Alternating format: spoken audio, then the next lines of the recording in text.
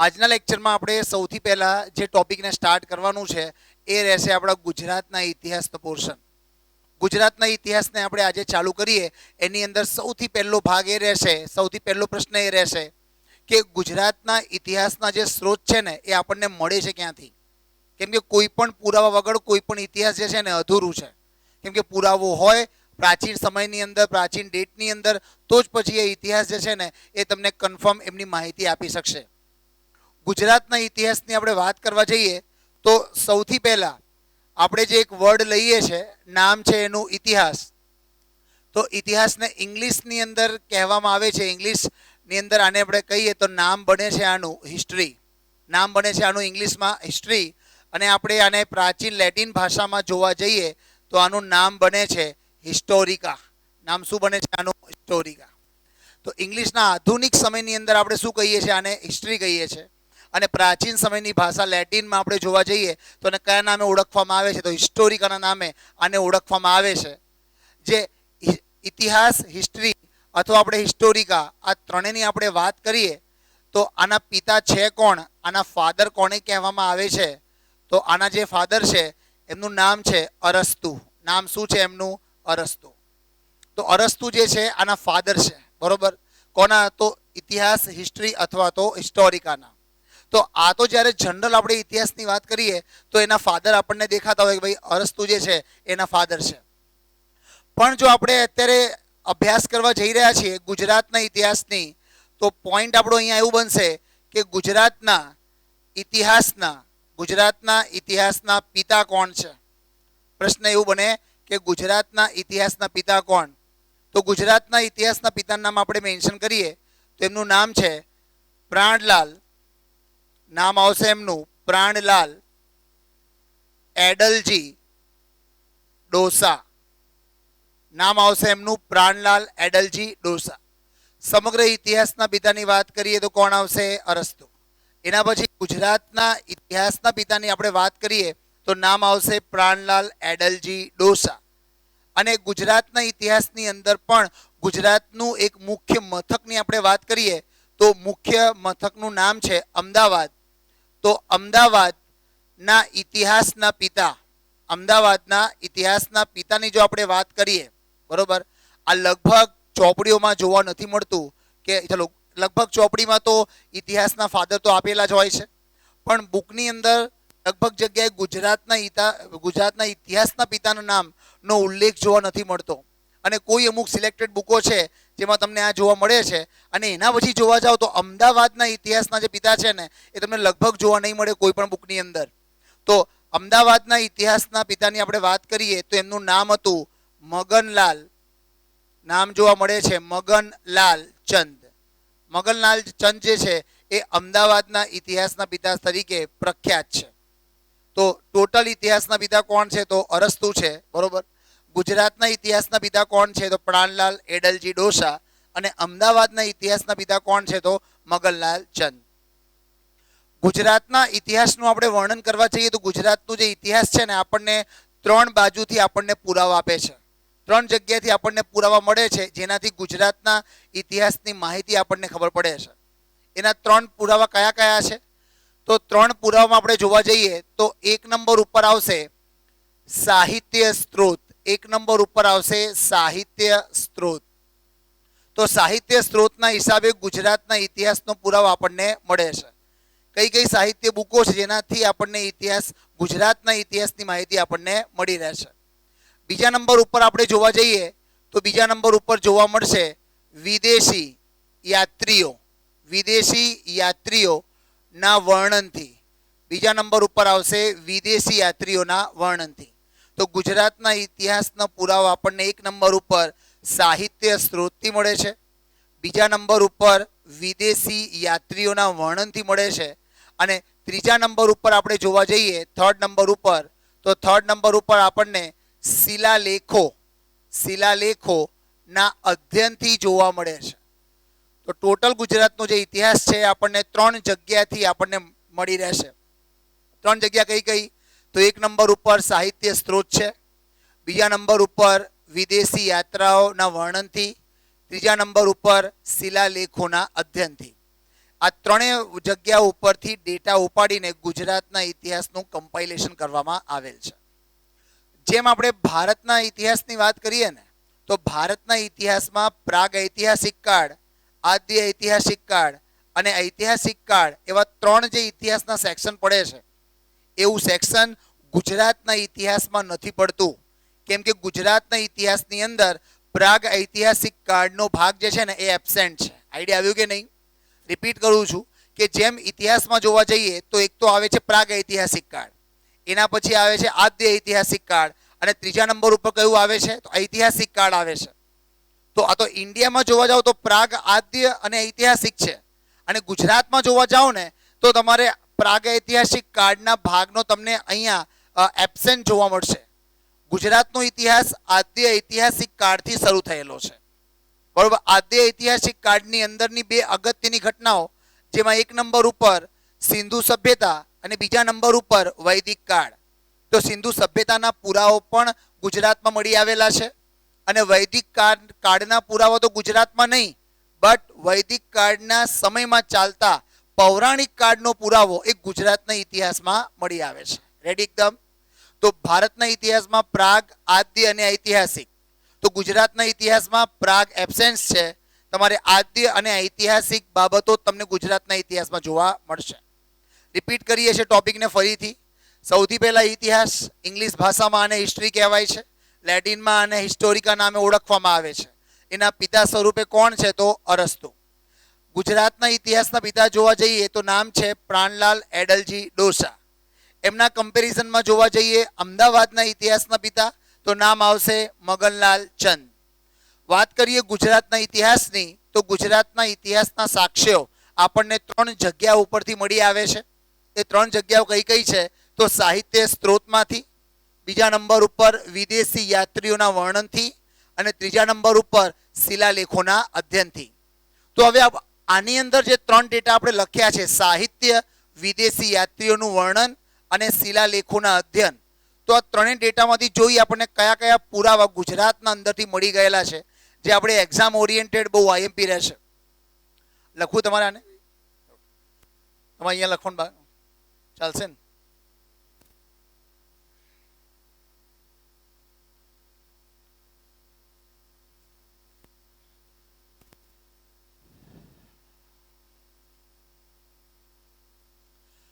ત્રણ સેક્શનમાં આપણે ડિવાઈડ કરીએ છીએ. એક નંબર ઉપર આવશે સાહિત્ય સ્ત્રોત.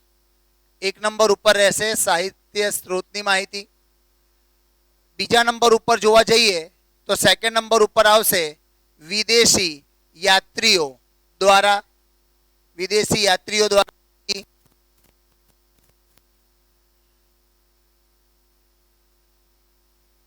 ત્રીજા નંબર ઉપર જોવા જઈએ તો શિલાલેખો, શિલાલેખો ના અધ્યયન દ્વારા માહિતી. તો ગુજરાતના ઇતિહાસના પુરાવા પર ત્રણ જગ્યાએથી મળી રહે છે. એમાં સાહિત્ય સ્ત્રોત છે, વિદેશી યાત્રીઓ દ્વારા માહિતી છે, શિલાલેખોના અધ્યયન દ્વારા માહિતી છે. આમાં હેડિંગ આપણે મેન્શન કરી દઈએ તો ગુજરાતના ઇતિહાસ પુરાવા ના સ્ત્રોત. ગુજરાતના ઇતિહાસના પુરાવાના સ્ત્રોત એ કયા કયા છે? તો ત્રણ: સાહિત્ય, વિદેશી યાત્રીઓ અને શિલાલેખો. સાહિત્ય સ્ત્રોતમાં જોવા જઈએ તો અમુક પ્રાચીન સમયમાં બુકો લખવામાં આવેલ છે, અને એ બુકો કઈ કઈ છે? તો જેમાં એક નંબર ઉપર આવશે પ્રભાવક ચરિત્ર. એક નંબર ઉપર જોવા મળે છે પ્રભાવક ચરિત્ર. પ્રભાવક ચરિત્ર જે છે એ લખવામાં આવેલ છે ભદ્રેશ્વર સુરી દ્વારા.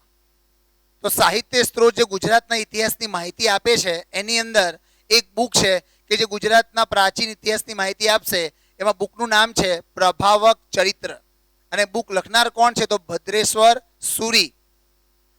બીજા નંબર ઉપર મેન્શન કરીએ તો બીજા નંબર ઉપર આવશે સંઘ તિલકાચાર્ય.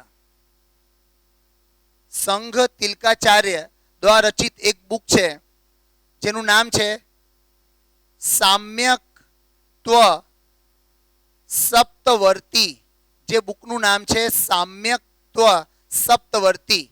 તો સંઘ તિલકાચાર્ય સામ્યક્ત્વ સપ્તવર્તી નામની પુસ્તક જે છે એમણે મેન્શન કરેલી છે. તો પ્રભાવક ચરિત્ર ભદ્રેશ્વર સુરી સંઘ તિલકાચાર્ય દ્વારા લખાયેલ છે સામ્યક્ત્વ સપ્તવર્તી. આગળ મેન્શન કરીએ તો સોમેશ્વર દ્વારા રચિત કીર્તિ કૌમુદી. તો સોમેશ્વરે કઈ બુક લખેલી છે? તો કીર્તિ કૌમુદી. તો 3 અગત્યની બુક આપણે યાદ રાખવાની. એક છે પ્રભાવક ચરિત્ર, બીજા નંબર ઉપર છે સામ્યક્ત્વ સપ્તવર્તી, ત્રીજા નંબર ઉપર છે કીર્તિ કૌમુદી. તો ગુજરાતની પ્રાચીન સમયની માહિતી જે આપણને બુકો આપે છે એ અગત્યની આ 3 બુક છે. પ્રભાવક ચરિત્ર, પછી સમ્યક્ત્વ સપ્તવર્તી અને કીર્તિ કૌમુદી. એના પછી મેન્શન કરીએ આપણે વિદેશી યાત્રીઓ કયા કયા કે જેમના સમયથી આપણને ગુજરાતના ઇતિહાસની માહિતી મળે છે. તો એમાં 1 નંબર ઉપર આવશે, નામ છે અલ બિજાજ. 1 નંબર ઉપર આવશે, નામ શું છે એમનું? અલ બિજાજ. અલ બિજાજ આગમન ક્યારે કરે છે ગુજરાતમાં? તો એમનું આગમન જોવા મળે છે ઈસવીસન 892માં. વિદેશી યાત્રીઓ દ્વારા માહિતીમાં 1 નંબર ઉપર છે અલ બિજાજ. 892માં આ ગુજરાતની મુલાકાત લે છે અને એમને કઈ પુસ્તક લખેલી છે? તો પુસ્તકનું નામ છે રુદ્રતુલ બુલદાન. પુસ્તકનું નામ છે રુદ્રતુલ બુલદાન. એ પુસ્તક એમને લખેલી છે. વિદેશી યાત્રી હતા, નામ છે એમનું અલ બિજાજ. બીજા નંબર ઉપર આપણે મેન્શન કરીએ તો બીજા નંબર ઉપર આવશે જેમનું નામ છે અલ બરૂની. જેમનું નામ છે અલ બરૂની. અલ બરૂની જે છે એમનો સમયગાળો આપણે મેન્શન કરીએ, એ જોવા મળશે ઈસવીસન 1030માં. નો સમયગાળો જોવા મળશે ઈસવીસન 1030માં. અને બુકનું નામ મેન્શન કરીએ તો બુકનું નામ જોવા મળશે તવારીખે હિન્દ. બુકનું નામ છે તવારીખે હિન્દ. તો એક વિદેશી યાત્રી છે, નામ છે એમનું અલ બિજાજ. ઈસવીસન 892, બુકનું નામ રુદ્રતુલ બુલદાન. બીજા નંબર ઉપર આવશે અલ બરૂની, ઈસવીસન 1030, બરોબર. બુકનું નામ છે તવારીખે હિન્દ. અને ત્રીજા નંબરના જે વિદેશી યાત્રી છે એમનું નામ મેન્શન કરીએ, એમનું નામ છે ઇબ્ને અસીર. એમનું નામ છે ઇબ્ને અસીર. એમનો સમયગાળો આપણે મેન્શન કરીએ તો ઈસવીસન 1230 છે. અને એમણે જે બુક લખેલી છે ગુજરાતના ઇતિહાસના વર્ણન કરતી, અને એ બુકનું નામ છે તવારીખે હિન્દ અશીર. એમણે જે બુક લખેલી છે નામ છે એમનું તવારીખે હિન્દ અશીર, બરોબર. તો 3 પ્રકારના બુકોનું વર્ણન જોવા મળે છે, જે છે અલ બિજાજ ઈસવીસન 892, રુદ્રતુલ બુલદાન. અલ બરૂની ઈસવીસન 1030, તવારીખે હિન્દ. ઇબ્ને અસીર ઈસવીસન 1230, તવારીખે હિન્દ અશીર, બરોબર. આ 3 બુકોની માહિતી ઉપરથી ગુજરાતના ઇતિહાસના વર્ણનનો પુરાવો આપણને જોવા મળે છે. એના પછી શિલાલેખોના અધ્યયન દ્વારા માહિતીથી પણ ગુજરાતના ઇતિહાસનું વર્ણન જોવા મળે છે. એમાં શિલાલેખોના અધ્યયનમાં કયા કયા રાજાઓના શિલાલેખ ગુજરાતના અંદરથી મળી આવેલા છે? તો રાજાઓના શિલાલેખમાં જોવા જઈએ તો 1 નંબર ઉપર સૌથી વધારે અને સુવ્યવસ્થિત પ્રમાણમાં છે અશોકના શિલાલેખ. 1 નંબર પર કોના જોવા મળશે? અશોકના શિલાલેખ. બીજા નંબર ઉપર આપણે જોવા જઈએ તો બીજા નંબર ઉપર જોવા મળશે રુદ્રદામાના શિલાલેખ. બીજા નંબર ઉપર જોવા મળે છે રુદ્રદામાના શિલાલેખ. ત્રીજા નંબર ઉપર આપણે જોવા જઈએ તો 3rd નંબર ઉપર જોવા મળે છે સ્કંદગુપ્તના શિલાલેખ. ત્રીજા નંબર ઉપર જોવા મળે છે સ્કંદગુપ્તના શિલાલેખ. તો શિલાલેખોની માહિતી દ્વારા અશોકના શિલાલેખથી આપણને ગુજરાતના ઇતિહાસનું વર્ણન, રુદ્રદામાના શિલાલેખથી આપણને ગુજરાતના ઇતિહાસનું વર્ણન, અને સ્કંદગુપ્તના શિલાલેખથી આપણને ગુજરાતના ઇતિહાસનું વર્ણન જોવા મળે છે. અને એમાં આપ જોશો તો અશોકનો શિલાલેખ, રુદ્રદામા અને સ્કંદગુપ્તનો શિલાલેખ, આમાં જો લિપિ પૂછવામાં આવે કે આ 3 શિલાલેખો કઈ લિપિમાં લખાયેલ હતા, તો 3ની લિપિનું વર્ણન કરીએ ને આપણે, તો લિપિ જોવા મળશે. કઈ લિપિ છે? બ્રાહ્મી લિપિ. લિપિ કઈ આવશે? બ્રાહ્મી. અને આ જ બ્રાહ્મી લિપિમાંથી આગળ જઈને કાળક્રમે ગુજરાતી, બંગાળી જેવી લિપિઓનો જન્મ થયેલો છે. તો એ જ બ્રાહ્મી લિપિમાંથી ગુજરાતી અને બંગાળી જેવી લિપિઓનો જન્મ પણ થયેલ છે. અને અશોકના શિલાલેખ, રુદ્રદામા અને સ્કંદગુપ્તના શિલાલેખ કઈ ભાષામાં લખાયેલ હતા? આ તો લિપિ હતી. અને ભાષા જો પૂછવામાં આવે તો અશોકનો જે શિલાલેખ છે એ લખવામાં આવેલ છે પ્રાકૃત ભાષામાં. કઈ ભાષામાં લખાયેલ છે? પ્રાકૃત ભાષામાં. તો અશોકનો શિલાલેખ પ્રાકૃત ભાષામાં જોવા મળે છે. અને જોવા જઈએ આપણે રુદ્રદામા અને સ્કંદગુપ્તના શિલાલેખ, અને એમાં પણ રુદ્રદામા સંસ્કૃતનો મહાન પંડિત હતો. સંસ્કૃત ભાષા ઉપર રુદ્રદામાની પકડ બહુ જબરજસ્ત હતી, માટે એણે જે પોતાનું શિલાલેખમાં ભાષા લખાવેલ છે, તો રુદ્રદામા અને સ્કંદગુપ્ત બંનેની ભાષાનું વર્ણન કરીએ તો ભાષા કઈ આવશે? સંસ્કૃત. તો સંસ્કૃત ભાષામાં આ બંને પોતાના શિલાલેખો લખેલ છે. તો શિલાલેખના અધ્યયન દ્વારા માહિતીમાં અશોકનો શિલાલેખ છે, બીજા નંબર ઉપર રુદ્રદામાનો શિલાલેખ છે, ત્રીજા નંબર ઉપર સ્કંદગુપ્તનો શિલાલેખ છે. ત્રણ શિલાલેખો કઈ લિપિમાં છે? તો બ્રાહ્મી લિપિમાં. આ એ જ બ્રાહ્મી લિપિ છે કે જે લિપિમાંથી ગુજરાતી અને બંગાળી ભાષાનો પણ ઉદય થયેલ છે. આ શિલાલેખોમાં ભાષા જોવા જઈએ તો અશોકના શિલાલેખની ભાષા કઈ છે? તો પ્રાકૃત.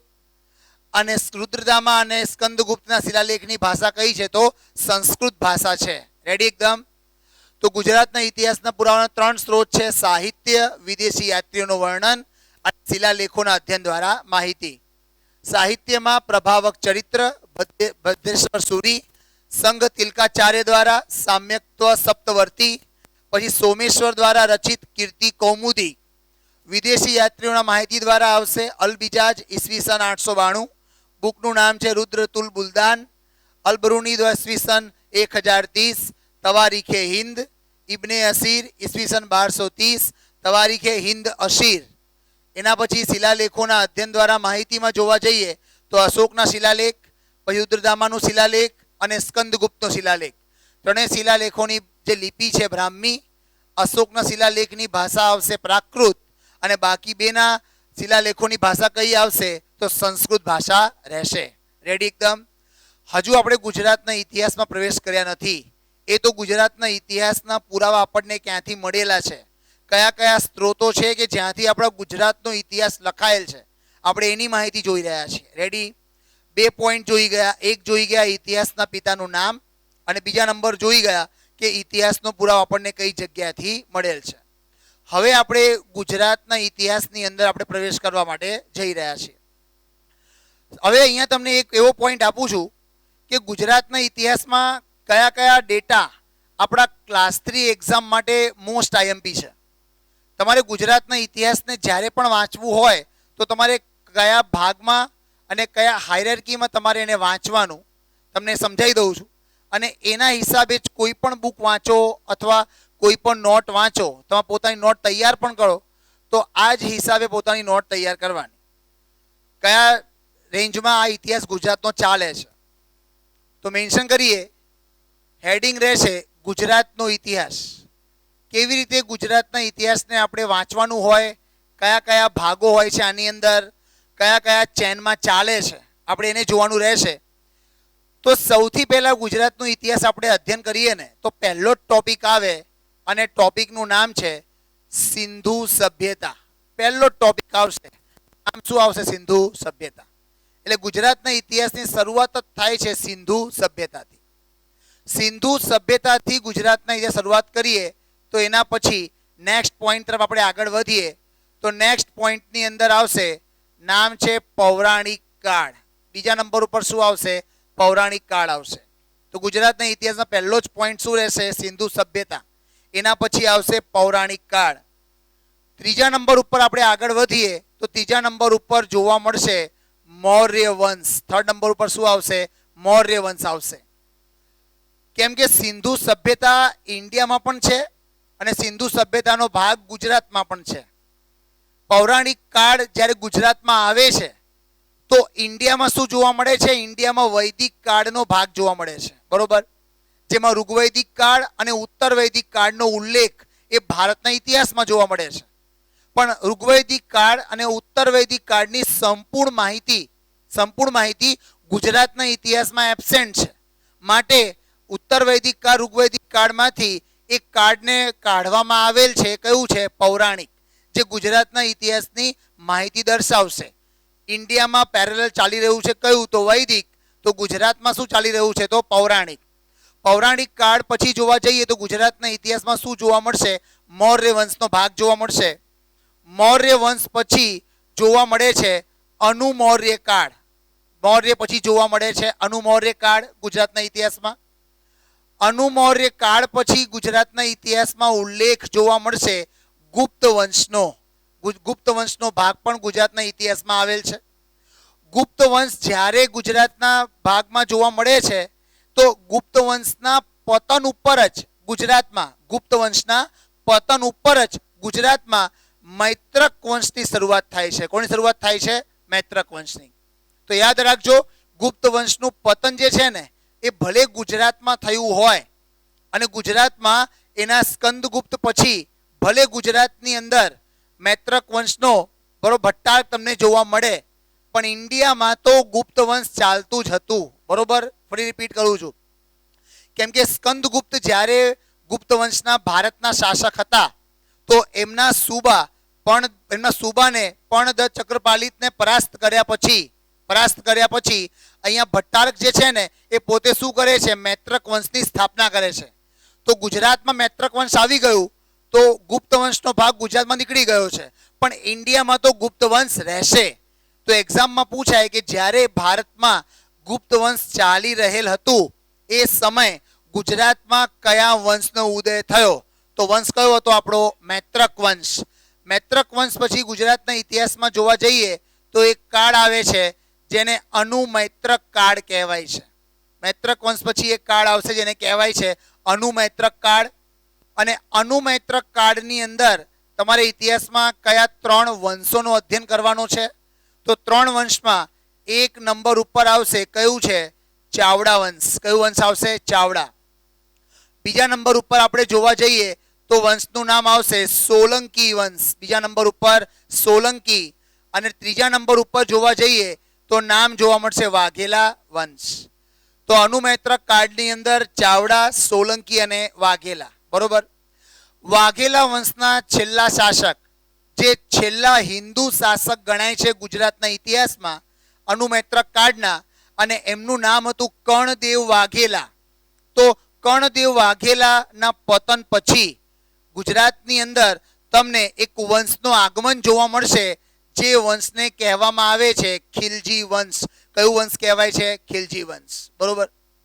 ખિલજી વંશનો ભાગ, થોડોક જ ભાગ ગુજરાતની અંદર તમને જોવા મળે છે. અલાઉદ્દીન ખિલજીના આક્રમણો તમને ગુજરાતમાં જોવા મળશે. બરોબર. હવે આ જે ખિલજી વંશ જે છે ને, આ ખિલજી વંશ તો માત્ર ગુજરાતમાં નહીં, આ ખિલજી વંશ ભારતની અંદર પોતાની સત્તાની એને સ્થાપના કરેલ હતી અને પછી ગુજરાતની અંદર પણ એને પોતાની સત્તા આંશિક રૂપે શરૂ કરેલ હતી. ખિલજી વંશનો ભાગ જ્યારે ગુજરાતમાં આવે છે એની પહેલા ખિલજી વંશ કોને પરાસ્ત કરીને અથવા કોના પછી ઇન્ડિયામાં આવેલ છે એનું વર્ણન હું વચ્ચે કરું છું. તો ભારતમાં મધ્યકાલીન ઇતિહાસમાં કયો વંશ આવશે? તો ભારતના મધ્યકાલીન ઇતિહાસની અંદર સૌથી પહેલા આપણે મેન્શન કરીએ ને તો મોહમ્મદ બિન કાસિમ જોવા મળે છે. રેડી એકદમ? ભારતના મધ્યકાલીન ઇતિહાસમાં કોણ જોવા મળશે? તો મોહમ્મદ બિન કાસિમ. મોહમ્મદ બિન કાસિમ ગયો એના પછી મેન્શન કરીએ તો જોવા મળે છે મોહમ્મદ ગઝનવી. કોણ જોવા મળે છે? મોહમ્મદ ગઝનવી. મોહમ્મદ ગઝનવી જ્યારે ભારતમાંથી ગયો ત્યારે એના પછી જોવા મળે છે મોહમ્મદ ઘોરી જોવા મળે છે. એ પણ ગઝનીથી જ આવ્યો હતો. પૃથ્વીરાજ ચૌહાણ સાથે તરાઈનનો પ્રથમ યુદ્ધ અને તરાઈનનો બીજો યુદ્ધ. પ્રથમ યુદ્ધમાં આની પરાજય થયેલ હતી અને બીજા યુદ્ધમાં પૃથ્વીરાજ જે છે એ પરાજિત થયેલ હતા. એના પછી મોહમ્મદ ઘોરી જે છે ને પોતાનો એક ગુલામ રાખે છે જેનું નામ હોય છે કુતુબુદ્દીન ઐબક. અને મોહમ્મદ ઘોરીની મૃત્યુ પછી એમનો ગુલામ કુતુબુદ્દીન ઐબક ભારતમાં જ રહી જાય છે અને ભારતમાં એક વંશની સ્થાપના કરે છે. એ વંશને કયો વંશ કહેવાય છે?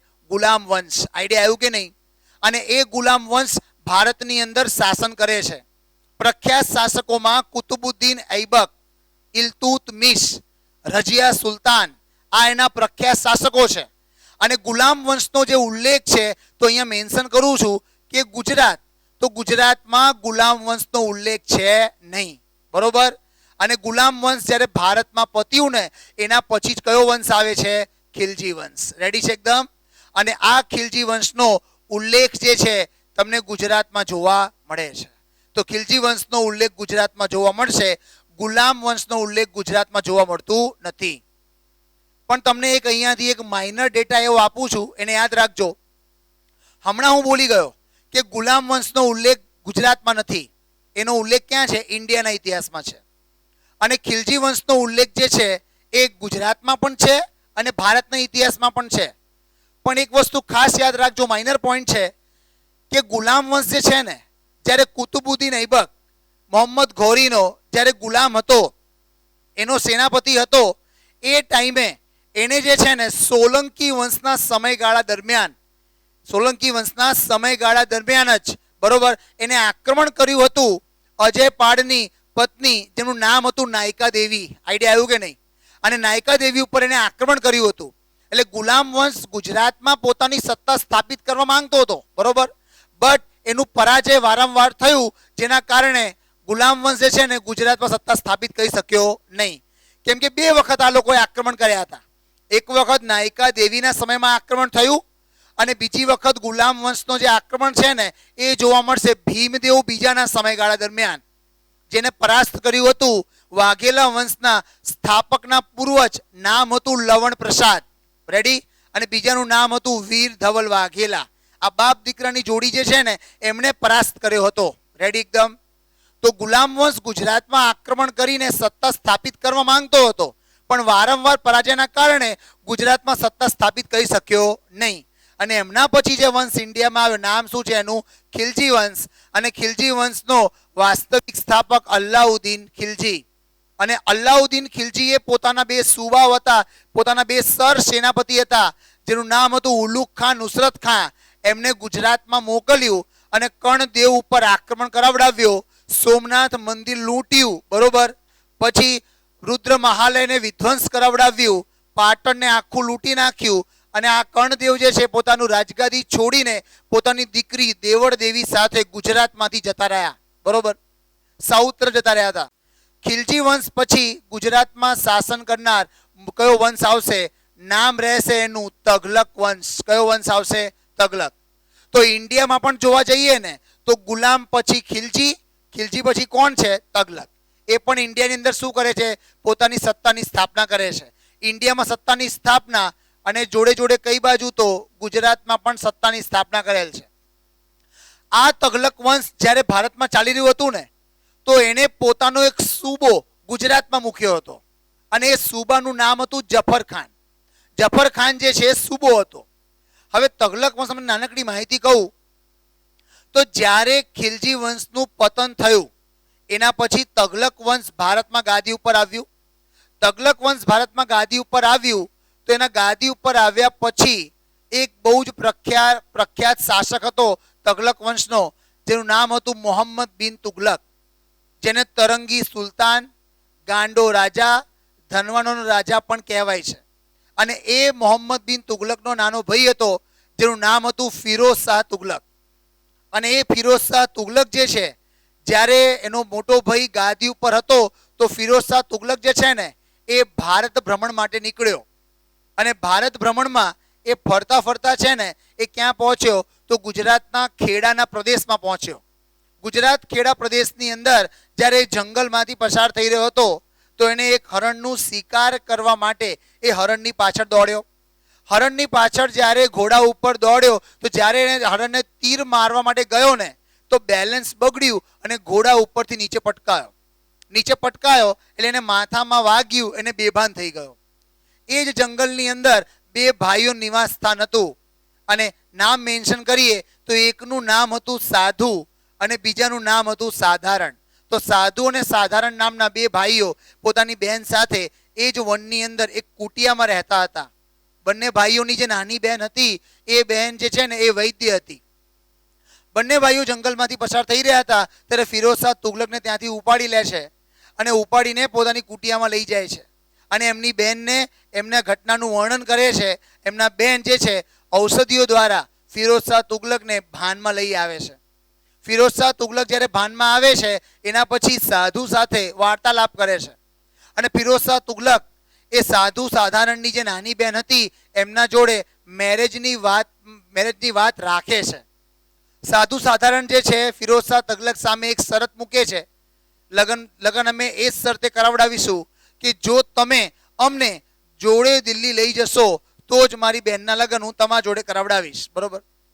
તો ફિરોઝ શાહ તુગલક જે છે એ જે શરત તરત માની લે છે અને ફિરોઝ શાહ તુગલક જે હવે પોતાની એક શરત મૂકે છે સાધુ અને સાધારણની સામે કે હું તમારી બહેન જોડે લગ્ન કરીશ, તમને પાછું દિલ્હી લઈ જઈશ. બરોબર, એમાં કોઈ વાંધો નથી, પણ તમારે દિલ્હી આવ્યા પછી હિન્દુ ધર્મનો તમને ત્યાગ કરી તમારે મુસ્લિમ ધર્મનો અંગીકાર કરવો પડશે. બરોબર, કેમ કે આ સાધુ અને સાધારણ જે છે ને આ ટકા જ્ઞાતિના રાજપૂત ભાઈઓ હતા અને આ બંનેને દિલ્હી ગયા પછી બરોબર મુસ્લિમ ધર્મ ગ્રહણ કરવા માટેનું ફિરોઝ શાહ તુગલકે કીધું.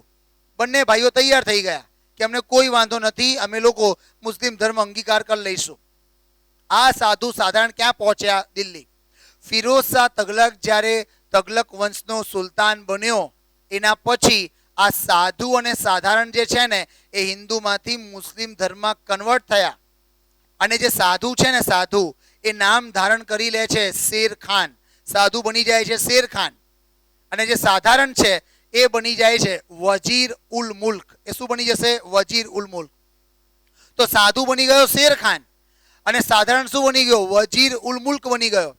અને આ વજીર ઉલ મુલ્ક ફિરોઝ શાહ તુગલકના દરબારમાં આ વજીર હતો એ વખતે ઇન્ડિયાનો અને એ વજીરના ઘરે એક છોકરાનું જન્મ થયું અને એ જે છોકરો છે એ છોકરાને વજીર ઉલ મુલ્કે ગુજરાતમાં સૂબો બનાવીને મોકલ્યો. નામ શું હતું એનું? જફર ખાન. આઈડિયા આવ્યું કે નહીં? તો એ જફર ખાન જે છે એ જફર ખાન તુગલક વંશનો ગુજરાતમાં શું હતો? સૂબો હતો. અને જફર ખાનના ઘરે એક દીકરાનો જન્મ થયું જેનું નામ હતું તાતર ખાન અને તાતર ખાનની મહત્વકાંક્ષાઓના કારણે તાતર ખાને તુગલક વંશથી ગુજરાતને એકદમ સ્વતંત્ર કરી નાખ્યું અને એના પછી જે તમને ગુજરાતના ઇતિહાસમાં ટોપિક જોવા મળે છે એ આવે છે સ્વતંત્ર સલ્તનત. બરોબર, કોની? તો ગુજરાતની. તો ગુજરાતની સ્વતંત્ર સલ્તનતનો ઇતિહાસ જોવા મળે છે. ગુજરાતના સ્વતંત્ર સલ્તનત પછી તમને જોવા મળશે ગુજરાતની અંદર મુગલોનું આગમન. કેમ? કેમ કે સ્વતંત્ર સલ્તનતની અંદર છેલ્લો પ્રબળ શાસક હોય છે જેનું નામ હતું બહાદુર શાહ અને એ બહાદુર શાહને પરાસ્ત કરે છે કોણ? તો મુગલ બાદશાહ હુમાયુ. મુગલ બાદશાહ હુમાયુએ છે ને એને બહાદુર શાહ ઉપર અથવા ગુજરાતની વાત કરીએ ગુજરાતમાં એને 3 આક્રમણ કર્યા હતા. મુગલ બાદશાહ હુમાયુએ 3 આક્રમણમાં પહેલો આક્રમણ એને કરેલ હતું બહાદુર શાહના પિતા ઉપર. બાકીના 2 આક્રમણ કોના ઉપર કર્યા? બહાદુર શાહ ઉપર કર્યા. અને બહાદુર શાહ ઉપર 2 આક્રમણમાં એનો પહેલો આક્રમણ વિફળ ગયો હતો અને બીજો આક્રમણ સફળ ગયું અને એ બહાદુર શાહ ને ગાદી ઉપરથી હટાવી દે છે હુમાયુ અને પોતે સત્તા ગ્રહણ કરે છે ગુજરાતની અને ગુજરાતમાં પોતાના નાના ભાઈ મિર્ઝા અસ્કરીને બેસાડ દે છે. બરોબર, મિર્ઝા અસ્કરીને ગુજરાતમાં બેસાડ દે છે હુમાયુ અને પોતે ક્યાં જતો રહે છે? દિલ્હી. બરોબર, તો મિર્ઝા અસ્કરીને ગુજરાતમાં બેસાડીને દિલ્હી જતો રહે છે અને ગુજરાતની અંદર મિર્ઝા અસ્કરીનો બળવો થાય છે, એની સામે બળવો થાય છે. તો બળવો કોણ કરે છે? તો બળવા કરનાર હોય છે ગુજરાતના સલ્તનત યુગના સુલતાનો જ. કેમ? કેમ કે બહાદુર શાહ તો પોતાનું પ્રાણ બચાવીને મુગલ બાદશાહથી બચીને ભાગી ગયો. એ ભાગીને કઈ જગ્યાએ પહોંચ્યો? તો પોર્ટુગીઝો જોડે પહોંચ્યો. પોર્ટુગીઝોએ વહાણમાં એમને જમાડ્યું. જમવાની અંદર શું હતું? વિષ આપીને એની હત્યા કરી નાખી, એને દરિયામાં ફેંકી દીધો. પણ બહાદુર શાહના વંશજો તો એ વખતે ગુજરાતમાં હતા કે નહીં? તો જેમ મુગલ બાદશાહ હુમાયુ મિર્ઝા અસ્કરીને ગાદી ઉપર બેસાડીને જાય છે ને તેમજ ગુજરાતના સલ્તનત યુગના જે પણ વારસદારો છે એ લોકો મિર્ઝા અસ્કરી સામે બળવો કરે છે. એટલો બળવો કરે છે કે મિર્ઝા અસ્કરી પોતાની ગાદી જે છે ને એ મૂકીને જતો રહે છે તો આંશિક સમય માટે મુગલોની સત્તા ક્યાં જોવા મળે છે? ગુજરાતમાં. અને ફરીથી કોણ આવી જાય છે? સલ્તનત યુગના સુલતાનોનો ફરી શાસન એક વખત ફરી જોવા મળે છે. હુમાયુ પછી ગાદી ઉપર ઇન્ડિયામાં કોણ આવ્યો? અકબર. અકબર જ્યારે ગાદી ઉપર આવ્યો તો એને તાબડતોડ ગુજરાતમાં 2 આક્રમણ કર્યા. બંને આક્રમણની અંદર 1573ના આક્રમણમાં અકબરે કર્યું શું? ગુજરાત ઉપર પોતાની સત્તા સ્થાપિત કરી દીધી. અને અકબરે પહેલી વખત દરિયો પણ જોયો, બરોબર, ગુજરાતની અંદર જ. કઈ જગ્યાએ દરિયો જોયો એને પ્રથમ વખત? તો પહેલી વખત ખંભાતની અંદર એને ગુજરાતમાં દરિયો જોયેલ હતો. અને દરિયો જોયો, ગુજરાત સત્તાની સ્થાપના કરી. તો ટોપિક કયો રહેશે? મુઘલોનો ટોપિક ગુજરાતમાં રહેશે. આગળ જોવા જઈએ, મુઘલો પત્યા પછી ગુજરાતમાં કોનો ભાગ આવશે? તો ગુજરાતમાં જોવા મળશે અંગ્રેજો. અને અંગ્રેજોની અંદર જ તમને જોવા મળશે 1857નો વિપ્લવ. 1857 વિપ્લવ જોવા મળશે. અને એની અંદર અંગ્રેજના સમયમાં થયેલા ગુજરાતની અંદર ક્રાંતિનો ઉલ્લેખ જોવા મળશે. અંગ્રેજો પછી જે ભાગ રહેશે ગુજરાતના ઇતિહાસમાં એ આવશે, ટોપિકનું નામ મહાગુજરાત આંદોલન. શું જોવા મળશે? મહાગુજરાત આંદોલન. મહાગુજરાત આંદોલન સુધી આપણે ગુજરાતના ઇતિહાસની ચર્ચા ટોટલ કરવાની છે. રેડી? અહીંયા જેટલા મુદ્દાઓ તમને ગુજરાતના ઇતિહાસમાં મેન્શન કરેલા છે, સિંધુ સભ્યતા, પૌરાણિક કાળ, મૌર્ય વંશ, અનુમૌર્ય કાળ, ગુપ્ત વંશ, મૈત્રક વંશ, અનુમૈત્રક કાળ, જેમાં ચાવડા, સોલંકી અને વાઘેલા. વાઘેલા પછી કોણ છે? ખિલજી વંશ. એના પછી તગલક, એના પછી ગુજરાતની સ્વતંત્ર સલ્તનત, પછી મુઘલો, અંગ્રેજો અને મહાગુજરાત આંદોલન. રેડી? એટલે આ હાયરાર્કીમાં ગુજરાતનો ઇતિહાસ વાંચવાનું હોય છે. જો તમે આ એક લેવલથી વાંચો તો તમને પોતે આઈડિયા આવશે. કેમ કે તમે જ્યારે મૈત્રક વાંચ્યું ને, તો મૈત્રકના પતન ઉપર જ નિર્માણ કોનો થયેલો છે? અનુમૈત્રકનો. આઈડિયા આવ્યું કે નહીં? કેમ કે આ જ મૈત્રક વંશનો એક શાસક હતો, 13મા નંબરનો શાસક શિલાદિત્ય, કે જેના સમયગાળા દરમિયાન જ ચાવડા વંશના મુખ્ય શાસક જયશિખરી ચાવડાને 50 રાજ્યની જાગીર આપવામાં આવેલ હતી. તો મૈત્રક સાથે જોડાયેલું છે કોણ? ચાવડા. એના પતન ઉપર જોડાયેલું છે કોણ? સોલંકી. એના પતન સાથે જોડાયેલું છે કોણ? વાઘેલા. એના સાથે જોડાયેલું છે કોણ? ખિલજી. તમને આ હાયરાર્કીમાં યાદ રાખશો ને, તમને ગુજરાતનો ઇતિહાસ શું કોઈ પણ ઇતિહાસ તમને યાદ રાખવામાં ક્યારેય કઠિનાઈ નહીં આવે. તમે એને તરત યાદ કરી લેશો. કેમ કે તમને આઈડિયા થઈ જશે કે કોના પતન ઉપર કોણે પતન કરાવડાવ્યું ને શું સ્થાપિત કર્યું. એવું નહીં વાંચવાનું કે આજે મૂળ થઈ ગયું સોલંકી વાંચી લઈએ તો સોલંકી પતાવી નાખીએ, પછી કાલે મૂળ થયું ચલો મુગલો વિશે વાંચી લઈએ, તો એવું નહીં. એનાથી ઇતિહાસ વાંચવાની લિંક તૂટી જાય છે. અને ઇતિહાસ વારંવાર કહું છું, લિંક ઉપર જ ચાલે છે. એક સ્ટેપ પછી બીજો સ્ટેપ ઇતિહાસમાં આવશે તો તમને ઇતિહાસ યાદ રહેશે. રેડી? અહીં સુધી એકદમ લખાઈ ગયું છે આ? ચલો નેક્સ્ટ પોઈન્ટ તરફ આપણે જઈએ. પહેલો જ પોઈન્ટ કયો છે આપણો? સિંધુ સભ્યતા. એના અંદર આપણે ડિટેલ જોઈએ છે. કેવી ડિટેલ છે આની?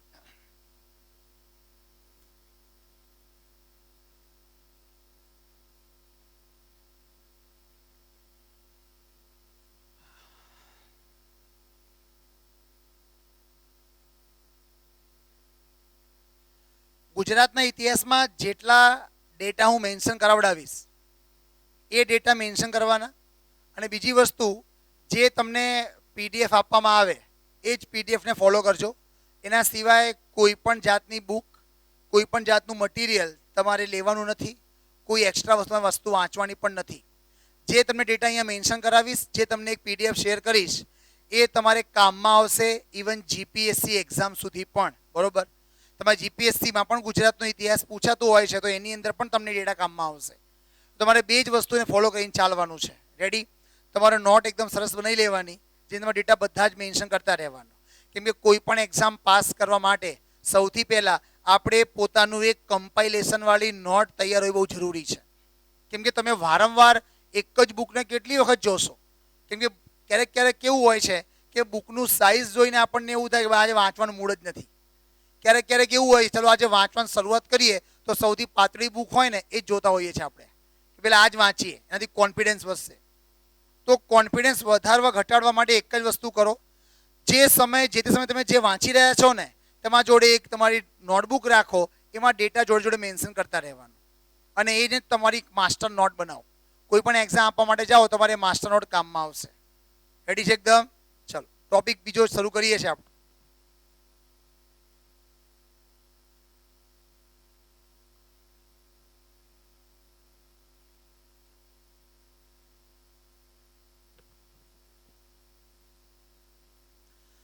નેક્સ્ટ પોઈન્ટ નામ છે સિંધુ સભ્યતા.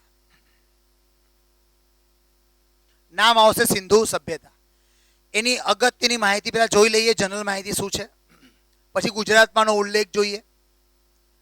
સૌથી પહેલા આવશે કે સિંધુ સભ્યતા જે છે ને એના શોધ કરનાર અથવા તો એના પિતા કોણે કહેવાય છે, બરોબર.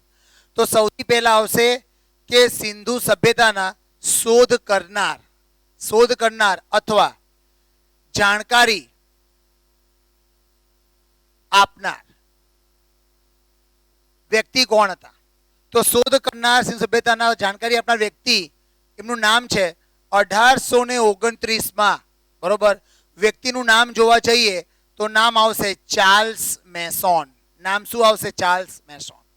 તો 1829માં ચાર્લ્સ મેસોન જે છે એ ચાર્લ્સ મેસોન સિંધુ સભ્યતાના શોધકર્તા છે, જેને ભારતની અંદર સિંધુ સભ્યતાના રહસ્યોને ઉજાગર કરેલ હતું, બરોબર.